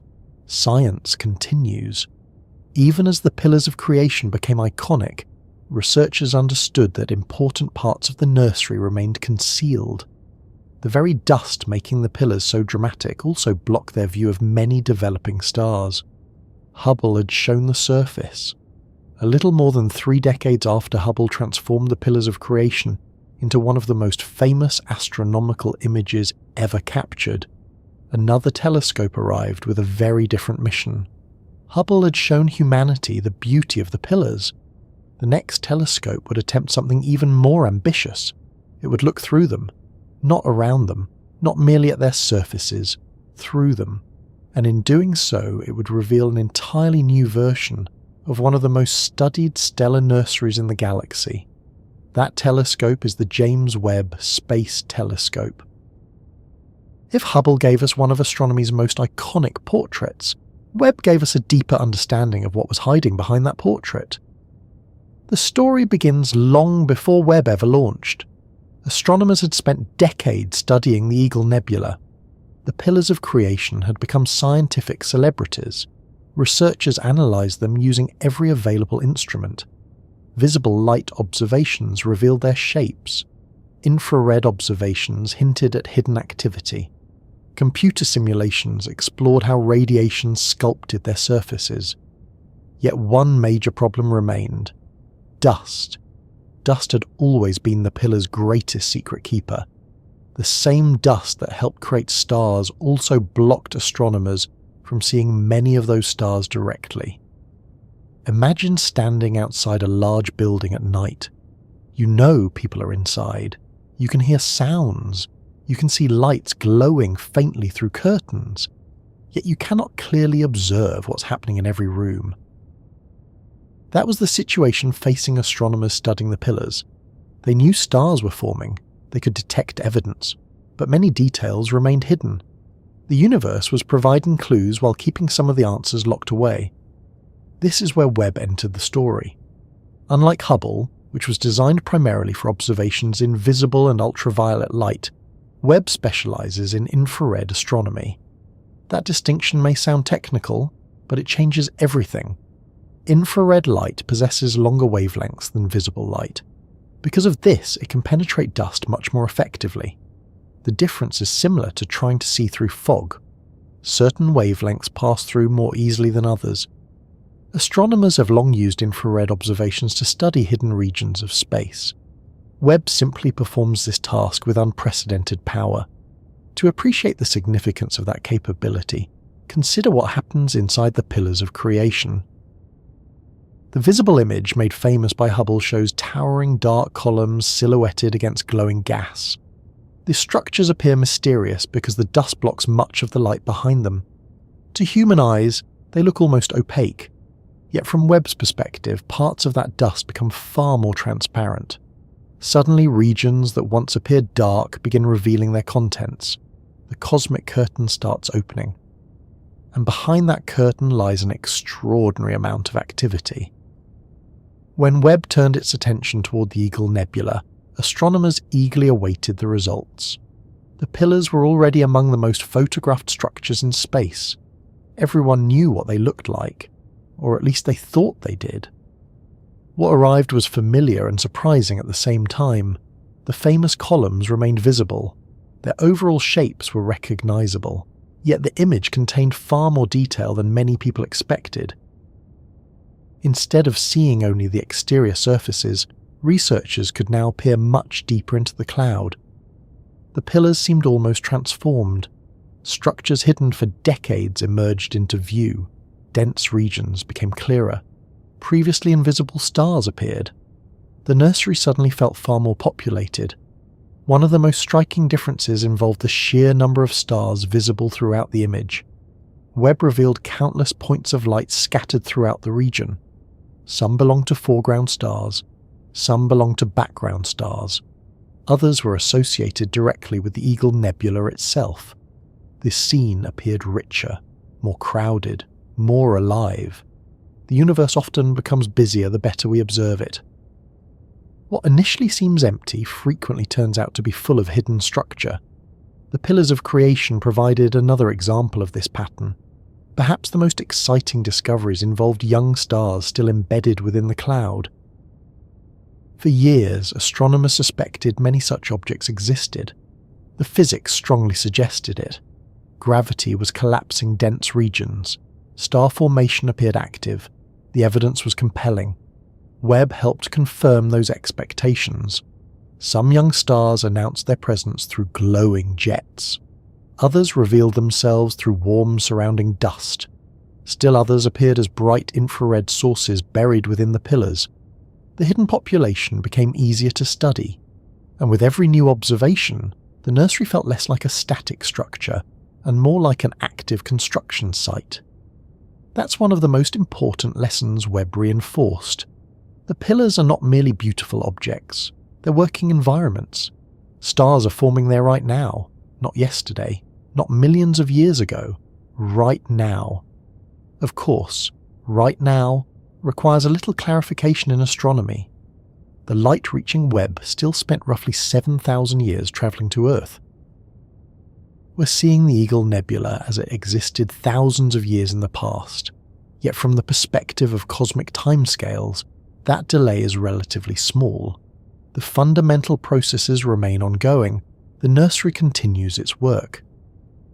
Another remarkable feature revealed by Webb involves the interaction between young stars and their surroundings. As protostars grow, they often launch jets of material into space. These outflows can travel at enormous speeds. When they collide with nearby gas, shock waves form.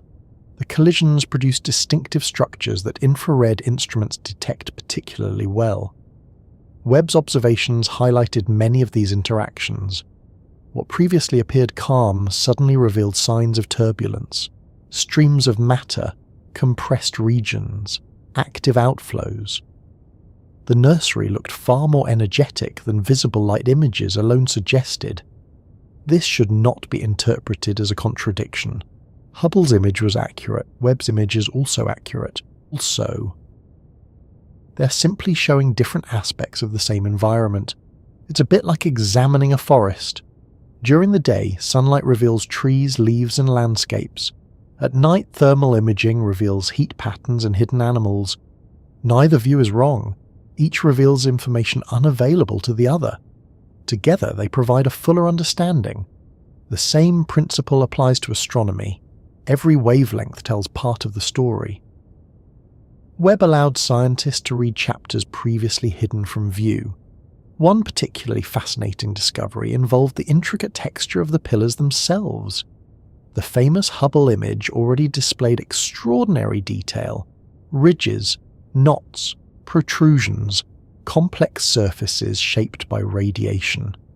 Webb revealed even finer structure. The clouds appeared layered, filamentary, almost woven together in places. The observations reinforced the idea that the pillars are not simple objects. They're highly dynamic environments influenced by gravity, radiation, magnetic fields, and gas motion simultaneously. Every improvement in observational capability seems to reveal additional complexity. Nature rarely settles for simplicity. The closer we look, the richer the story becomes.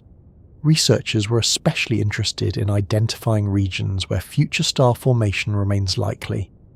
Not every dense pocket will successfully become a star. Some may lose material before collapse completes. Others may never gather enough mass. Webb's observations help astronomers evaluate those possibilities more accurately. Dense regions can be studied in greater detail. Temperatures can be estimated. Structures can be mapped. The future of various cloud cores becomes easier to investigate. In this sense, Webb is not merely photographing the nursery, it's helping scientists forecast its future. What stars are forming? Which regions remain active? How much material is available? How quickly is radiation eroding the cloud? These questions become easier to answer with improved observations, and yet, despite all the scientific advances, something else happened when Webb's images were released. People felt wonder, again, just as they had when Hubble's image first appeared. That's an important part of the story. Astronomy is often associated with data, measurements, equations, and analysis. Those things matter enormously. Science depends on them, but astronomy also possesses a unique ability to inspire curiosity. Webb's images reminded people that the universe remains full of places we have never truly seen before. The pillars of creation had already become iconic. Many assumed they were familiar. Then Webb revealed another layer. The familiar became unfamiliar again. The known became partly unknown. Questions returned. New mysteries appeared. Science advanced. Wonder returned alongside it. Perhaps that's one of the most valuable contributions made by powerful telescopes. They don't simply answer questions, they generate new ones. Every improvement in technology expands the frontier. Every new observation reveals details nobody anticipated. The universe consistently proves larger, richer, and more complicated than expected. The Eagle Nebula is a perfect example. Even after decades of study, it continues surprising researchers. Nothing in the universe lasts forever.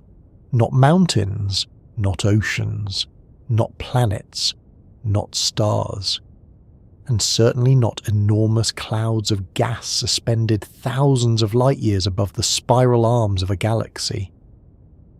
The pillars of creation may look ancient and permanent in photographs, but appearances can be misleading. The famous structures rising from the Eagle Nebula are temporary features in a much larger story. They are snapshots of a process already underway. Even as we admire them, they are changing.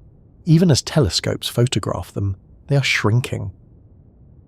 Even as new stars form within them, the pillars themselves are slowly disappearing. At first, this can seem surprising. After all, the pillars are enormous. The tallest stretches roughly 4 to 5 light years in length. Compared to anything in our everyday experience, they are unimaginably vast. Human beings often associate size with permanence. Large things feel stable, enduring, difficult to change. Yet the universe does not judge timescales the way we do. Given enough time, even giant structures can vanish, and the forces responsible for the pillars' disappearance are the very same forces that helped create their remarkable appearance in the first place. The story begins with light, not ordinary visible light, not the gentle sunlight that filters through a window on a quiet morning. The light responsible comes from massive young stars surrounding the Eagle Nebula. These stars are giants, far larger than our Sun, far hotter, far more energetic. Every second, they pour enormous amounts of ultraviolet radiation into surrounding space. For millions of years, that radiation has been striking the surfaces of the pillars. At first glance, it might not seem like light should be capable of destroying a cloud. We tend to think of light as passive, illuminating, harmless. Yet ultraviolet radiation carries significant energy. When enough of it strikes gas, it begins changing the gas itself. Atoms absorb energy. Electrons are stripped away. Temperatures rise. The material becomes ionized. The cloud starts responding. And that response is the beginning of the pillar's slow disappearance. Astronomers often describe this process as photoevaporation. The name sounds almost gentle. Perhaps something involving a puddle drying in the sun. In reality, photoevaporation is one of the most important forces shaping stellar nurseries throughout the galaxy. The principle is relatively simple. Radiation heats the outer layers of the cloud. Heated gas expands, some of it escapes entirely. Material that once belonged to the pillar drifts away into surrounding space. This happens continuously, every day, every year, every century, every millennium. Tiny amounts of matter leave the cloud. One moment is insignificant. 1,000,000 years is not. Imagine placing an ice cube outside on a warm day. For several minutes, it appears unchanged. You might even wonder whether anything is happening at all, yet return later and the difference becomes obvious. The change was occurring the entire time. The process simply operated on a timescale longer than your immediate perception. The same thing happens inside the Eagle Nebula. The pillars seem stable because human lifetimes are short. Our perspective is limited. We observe years. The universe works across millions of years. Viewed from that larger perspective, the pillars are evolving constantly. One fascinating aspect of this process is that the pillars are not disappearing evenly. Some regions erode quickly, others resist. The difference comes down largely to density. Dense regions contain more material packed into smaller volumes. They absorb radiation more effectively. They withstand erosion longer. Less dense regions vanish sooner. This uneven erosion is precisely what created the pillars in the first place. Long ago, the Eagle Nebula contained much more material than we see today. The cloud extended across a larger volume. Radiation from nearby stars gradually removed the weaker portions. Dense regions survived. The pillars emerged. In other words, the structures we admire are not original features, they're survivors. Visible remnants of a much larger cloud. And just as earlier portions disappeared, the pillars themselves are now following the same path. The process is simply not finished yet.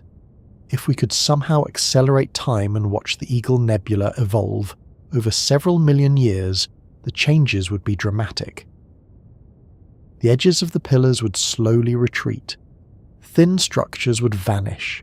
Dense knots would stand out more clearly. New stars would emerge from hidden regions. Entire sections of the cloud would disperse into surrounding space. The famous columns would gradually become smaller. Eventually they would lose the shapes that make them recognizable, and finally they would disappear altogether. Future observers might never know the pillars once existed. They would see a different nebula, a different arrangement of gas, a different stage of the story. That idea can feel slightly melancholy. After all, the pillars of creation have become iconic. People around the world recognize them instantly. They appear timeless, permanent, almost monumental. Yet their temporary nature is part of what makes them scientifically valuable. Astronomers are not observing a finished object. They're observing a process. The pillars represent a moment caught between creation and destruction. A transitional stage, a brief chapter in the life of a stellar nursery, and importantly, disappearance does not mean failure. The cloud is not being wasted. The material is not being lost. It is being transformed. That distinction changes everything. Consider the stars forming inside the pillars right now. Many of them are still hidden, wrapped in cocoons of gas and dust, protected from the harsh radiation outside. Gravity continues gathering material around them. They continue growing. Eventually some will become mature stars. By the time the pillars disappear, many of those stars may already exist independently. The nursery will have completed part of its purpose. This is one of the most beautiful aspects of stellar evolution. The structures creating stars are often temporary. The stars themselves become the lasting legacy. It's a bit like a scaffold surrounding a building during construction. The scaffold is important, necessary even. But once the building is complete, the scaffold is removed. The stars remain. The pillars are performing a similar role. They provide the environment necessary for stellar birth. Eventually, they will no longer be needed. Another interesting question concerns whether the pillars might already be gone. This idea occasionally appears in discussions about the Eagle Nebula. Since the pillars are roughly 7,000 light-years away, we're seeing them as they existed 7,000 years ago. Could something have happened since then? Could the structures already have disappeared while we remain unaware? For a time, some researchers explored an intriguing possibility. Observations suggested a supernova might have exploded somewhere near the region. If a powerful shockwave reached the pillars, it could potentially alter them dramatically. News reports occasionally interpreted this idea in dramatic ways. Some headlines suggested the pillars might already be destroyed. The reality turned out to be more complicated. Later observations, including data from the Spitzer Space Telescope and the James Webb Space Telescope, indicated that the situation was less dramatic than originally feared. The pillars still appear intact in observations corresponding to more recent periods. That doesn't mean they will survive forever. It simply means their disappearance remains part of a gradual process, rather than an immediate catastrophe.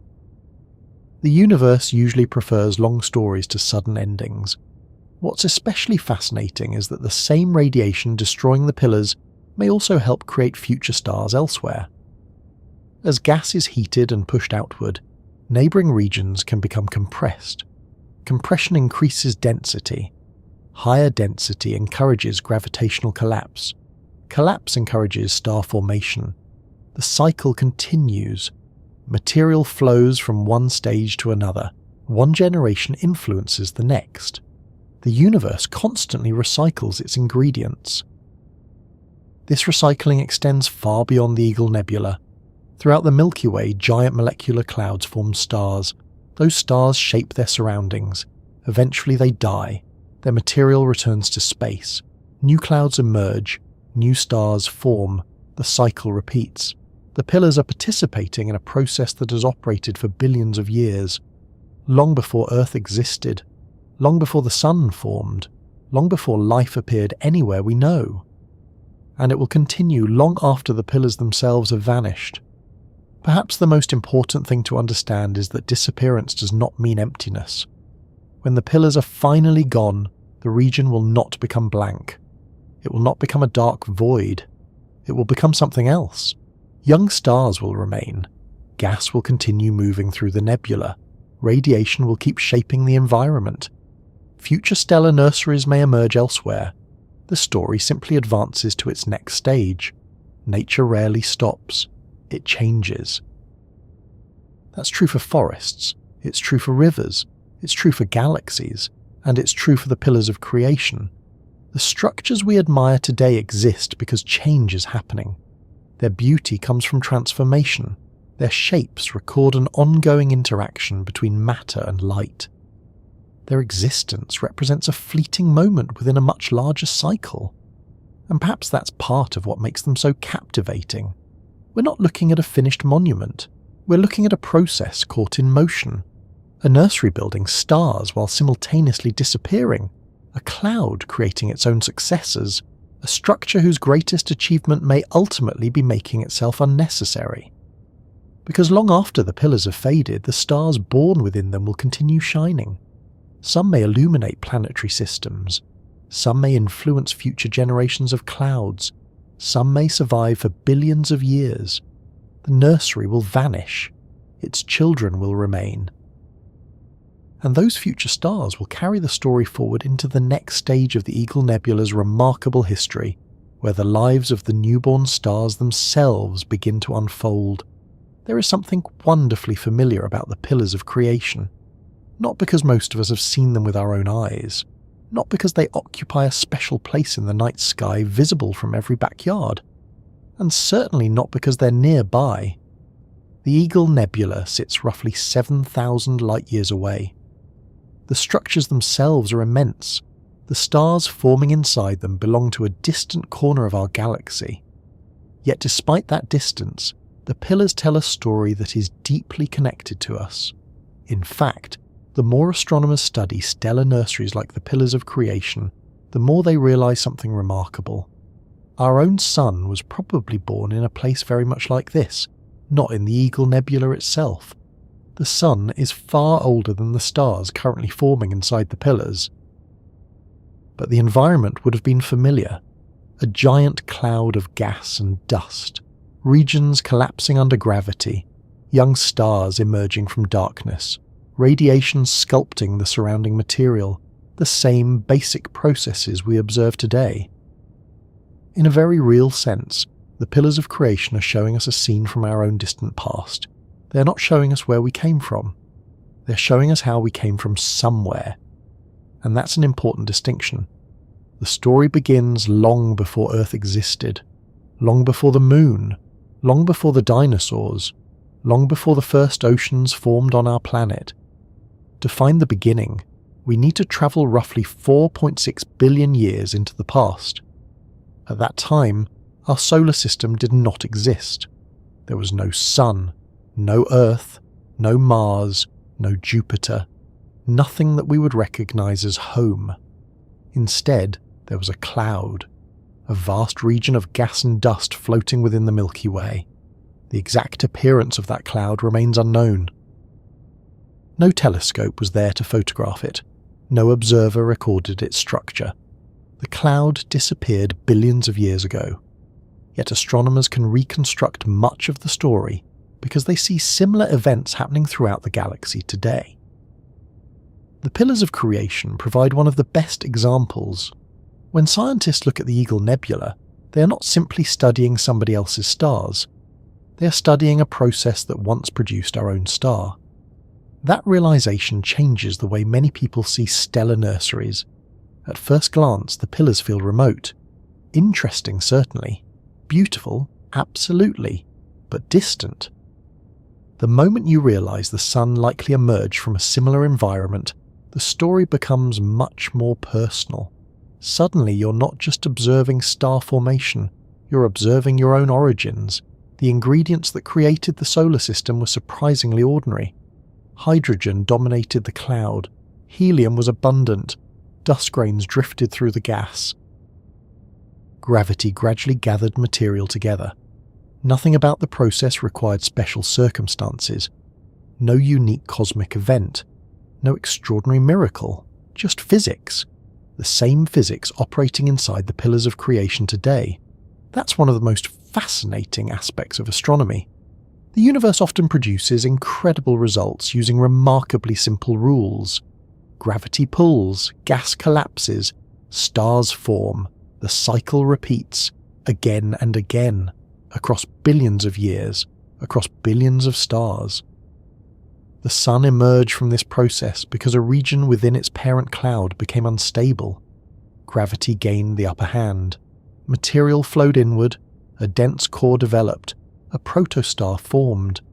The future sun began taking shape. Sound familiar? It should. It's almost exactly the same sequence occurring inside the pillars of creation right now.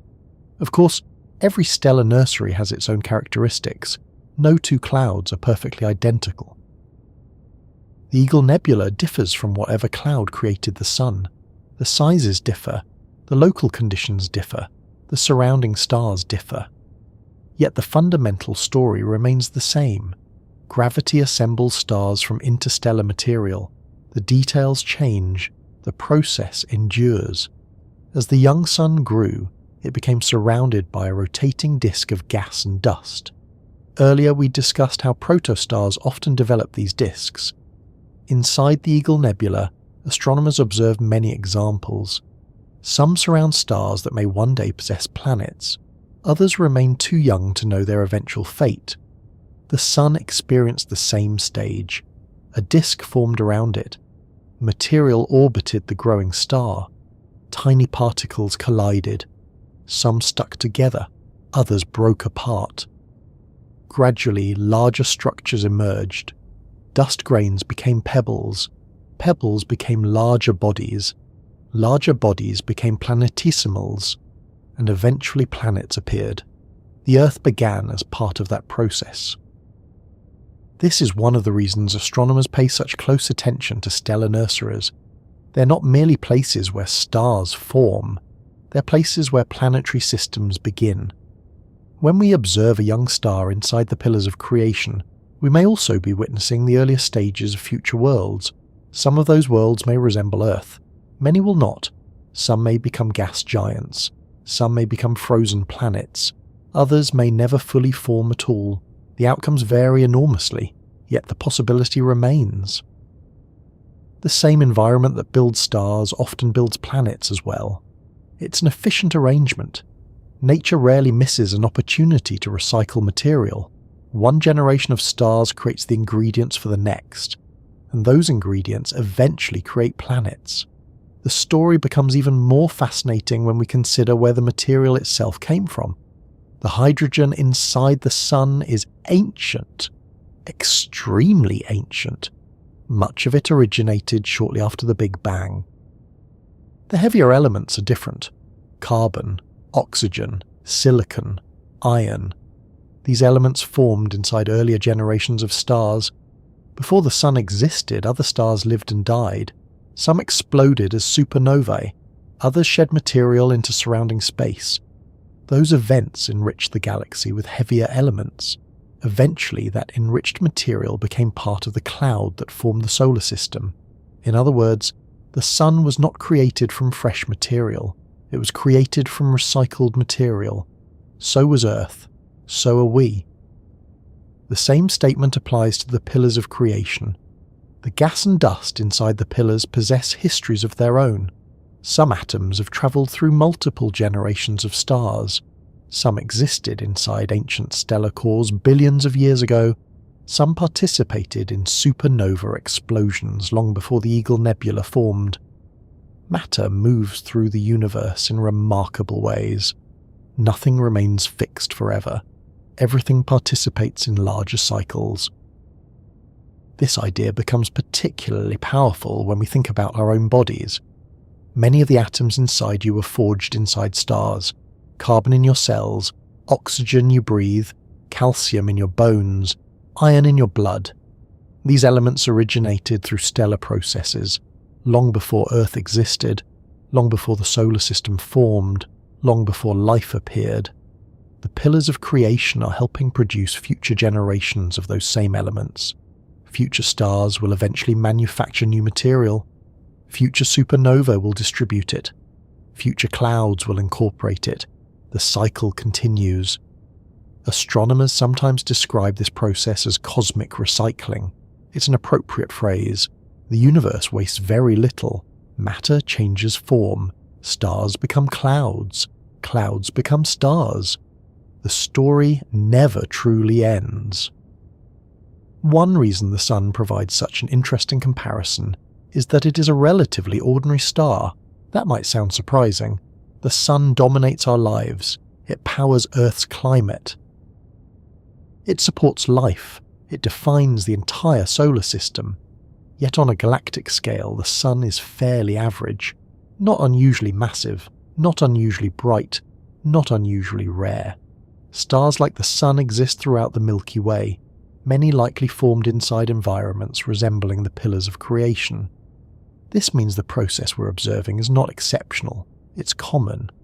The galaxy builds stars constantly. At any given moment, stellar nurseries throughout the Milky Way are creating future suns. Some may develop planetary systems, some may possess rocky worlds, a few may eventually host life. The ingredients and physics are widespread. The universe appears remarkably good at producing stars, and that's fortunate. Without star formation, galaxies would gradually fade, old stars would die, no replacements would appear. The cosmos would become a much quieter place. Instead, stellar nurseries continuously replenish the population. New stars emerge, new systems develop. The galaxy remains active. The pillars of creation are part of that ongoing renewal. Another fascinating comparison involves timescales. The Sun formed roughly 4.6 billion years ago. The pillars we observe today are much younger structures, yet the basic process has changed very little. Gravity behaves the same way, hydrogen behaves the same way, radiation behaves the same way. Across billions of years, the laws of physics have remained remarkably consistent. This consistency allows astronomers to study the present and learn about the past. When we observe star formation today, we're gaining insight into events that occurred long before humanity existed. The universe serves as its own historical archive. Different regions represent different stages of development. Some clouds have not yet begun collapsing. Some contain protostars. Some contain mature stars. Some contain dying stars. Together they reveal the entire life cycle. The Eagle Nebula occupies one particularly important stage. A stage where stars are actively being assembled. Perhaps the most remarkable aspect of all this is how ordinary the process appears once you understand it. That's not meant to diminish its significance. Quite the opposite. The fact that something as extraordinary as a star can emerge from simple physical principles is astonishing. Gravity pulls, matter accumulates, pressure rises, fusion ignites, a star is born. The process feels almost inevitable. Given enough gas, given enough time, the universe knows what to do, and it has been doing it for billions of years. The sun emerged from that process. Countless other stars emerged from that process. The hidden protostars inside the pillars of creation are following the same path. Some may eventually resemble the sun, others may become larger, some smaller. Each will have its own story, each will influence its surroundings, each will participate in the ongoing evolution of the galaxy. That realization helps place our solar system in context. The sun is special to us, but it is also part of a much larger family, a family of stars born from clouds, raised in stellar nurseries, shaped by gravity, connected through the recycling of matter across cosmic history. The pillars of creation remind us of that connection. They show us that star formation is not merely a scientific phenomenon occurring far away, it is the process that ultimately produced our home. Look up at the night sky on a clear evening and it is easy to focus on the stars. After all, stars are the obvious landmarks. They shine, they dominate the darkness, they draw our attention immediately. For thousands of years, humanity built stories around them. We used them for navigation. We used them for calendars. We wondered what they were made of, how far away they might be, and whether other worlds existed around them. The stars became the celebrities of the universe. Yet there is another way to look at the galaxy. Instead of focusing on the stars themselves, imagine paying attention to the places where those stars come from. Imagine following their story backward, not to adulthood, not to their ignition, not even to the protostar stage. Go back further, back to the giant clouds of gas and dust drifting through the Milky Way, back to the stellar nurseries, back to places like the pillars of creation. Because the deeper astronomers study the galaxy, the more they realize that stellar nurseries are not simply interesting locations scattered throughout space. They are the engines that build galaxies. Without them, the Milky Way would not look the way it does today. Without them, new stars would stop appearing. Without them, planetary systems would become increasingly rare. Without them, the long story of cosmic renewal would eventually come to an end. The pillars of creation are famous because they are beautiful. They are famous because telescopes captured extraordinary images. They are famous because they allow us to watch stars being born, yet in many ways their greatest significance lies elsewhere. They reveal how galaxies sustain themselves across billions of years. To appreciate this idea, let's begin by zooming outward, far outward. We've spent much of our journey focused on a small region inside the Eagle Nebula. That region itself occupies only a tiny portion of the Milky Way. The Milky Way, meanwhile, spans roughly 100,000 light-years from one side to the other. It contains hundreds of billions of stars, perhaps more. Even modern astronomy cannot provide a precise count. The number is simply too large. Within that immense galaxy exist countless stellar nurseries. Some are smaller than the Eagle Nebula. Some are much larger. Some are hidden behind thick curtains of dust. Others glow brilliantly beneath the light of nearby stars. Many remain unknown. Many remain poorly understood, and all of them are contributing to the same grand process, the construction of future generations of stars. If we could somehow observe the entire Milky Way at once and accelerate time by millions of years, the galaxy would appear astonishingly active. Clouds would collapse, stars would emerge, old stars would die. Supernova explosions would scatter material across space. New clouds would form. New stars would follow. The galaxy would resemble a living ecosystem. Not alive in the biological sense, of course, but active, dynamic, self-renewing. Nothing would remain static for long. One generation would constantly give way to the next. The pillars of creation represent one small part of that immense cycle, and that cycle is far older than Earth. Long before the solar system existed, the Milky Way was already building stars. The galaxy itself formed more than 13 billion years ago. Back then, conditions were very different. The first generations of stars emerged from simpler material. Hydrogen dominated. Helium was abundant. Many heavier elements did not yet exist. Those early stars transformed the universe. Inside their cores, nuclear fusion created new elements: carbon, oxygen, nitrogen, silicon, iron. Many of the building blocks necessary for planets and life appeared for the first time. Eventually, some of those stars died.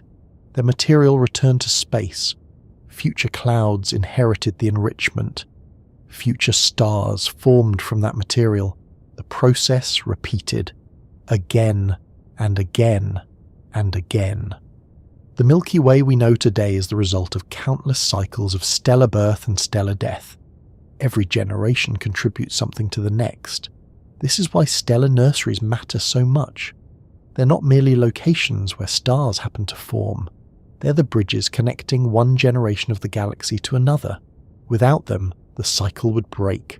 Imagine a forest. Old trees eventually die. If no young trees replace them, the forest gradually disappears. The same principle applies to galaxies. Stars do not live forever. Massive stars may survive only a few million years.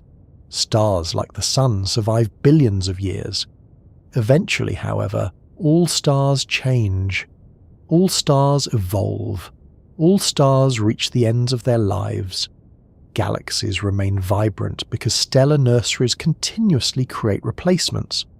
The process never truly stops, at least not while sufficient gas remains available.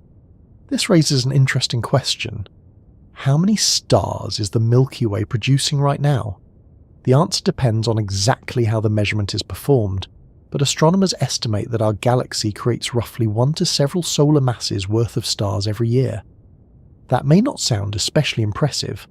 After all, the Milky Way contains hundreds of billions of stars. Adding only a few solar masses per year seems modest. Yet remember the timescales involved. Over millions of years, the numbers become enormous. Over billions of years, entire generations emerge. The galaxy slowly renews itself, patiently, steadily. Much like the processes we've observed inside the Eagle Nebula. One fascinating consequence of stellar nurseries is that they help determine the future appearance of galaxies. The locations where stars form influence galactic structure. Spiral arms, for example, often contain abundant star-forming regions. Young stars illuminate surrounding clouds. Nebulae glow. Clusters develop. The spiral arms become visually prominent. If star formation ceased entirely, the appearance of the galaxy would gradually change. The bright populations of young stars would diminish. The Milky Way would become older, redder, less active. Eventually it would look very different. The pillars of creation are participating in the process that prevents this outcome. They are helping maintain the galaxy's future stellar population. Another remarkable aspect of stellar nurseries involves the creation of planetary systems. Throughout our journey, we've focused primarily on stars, yet stars are only part of the story. Modern astronomy has revealed that planets appear to be extraordinarily common. Thousands of exoplanets have already been discovered. Researchers now suspect that most stars possess planets of some kind. This realization changes the significance of stellar nurseries dramatically. When a nursery creates a star, it may also be creating planets, perhaps many planets, some rocky, some gaseous, some icy, some unlike anything we have yet imagined.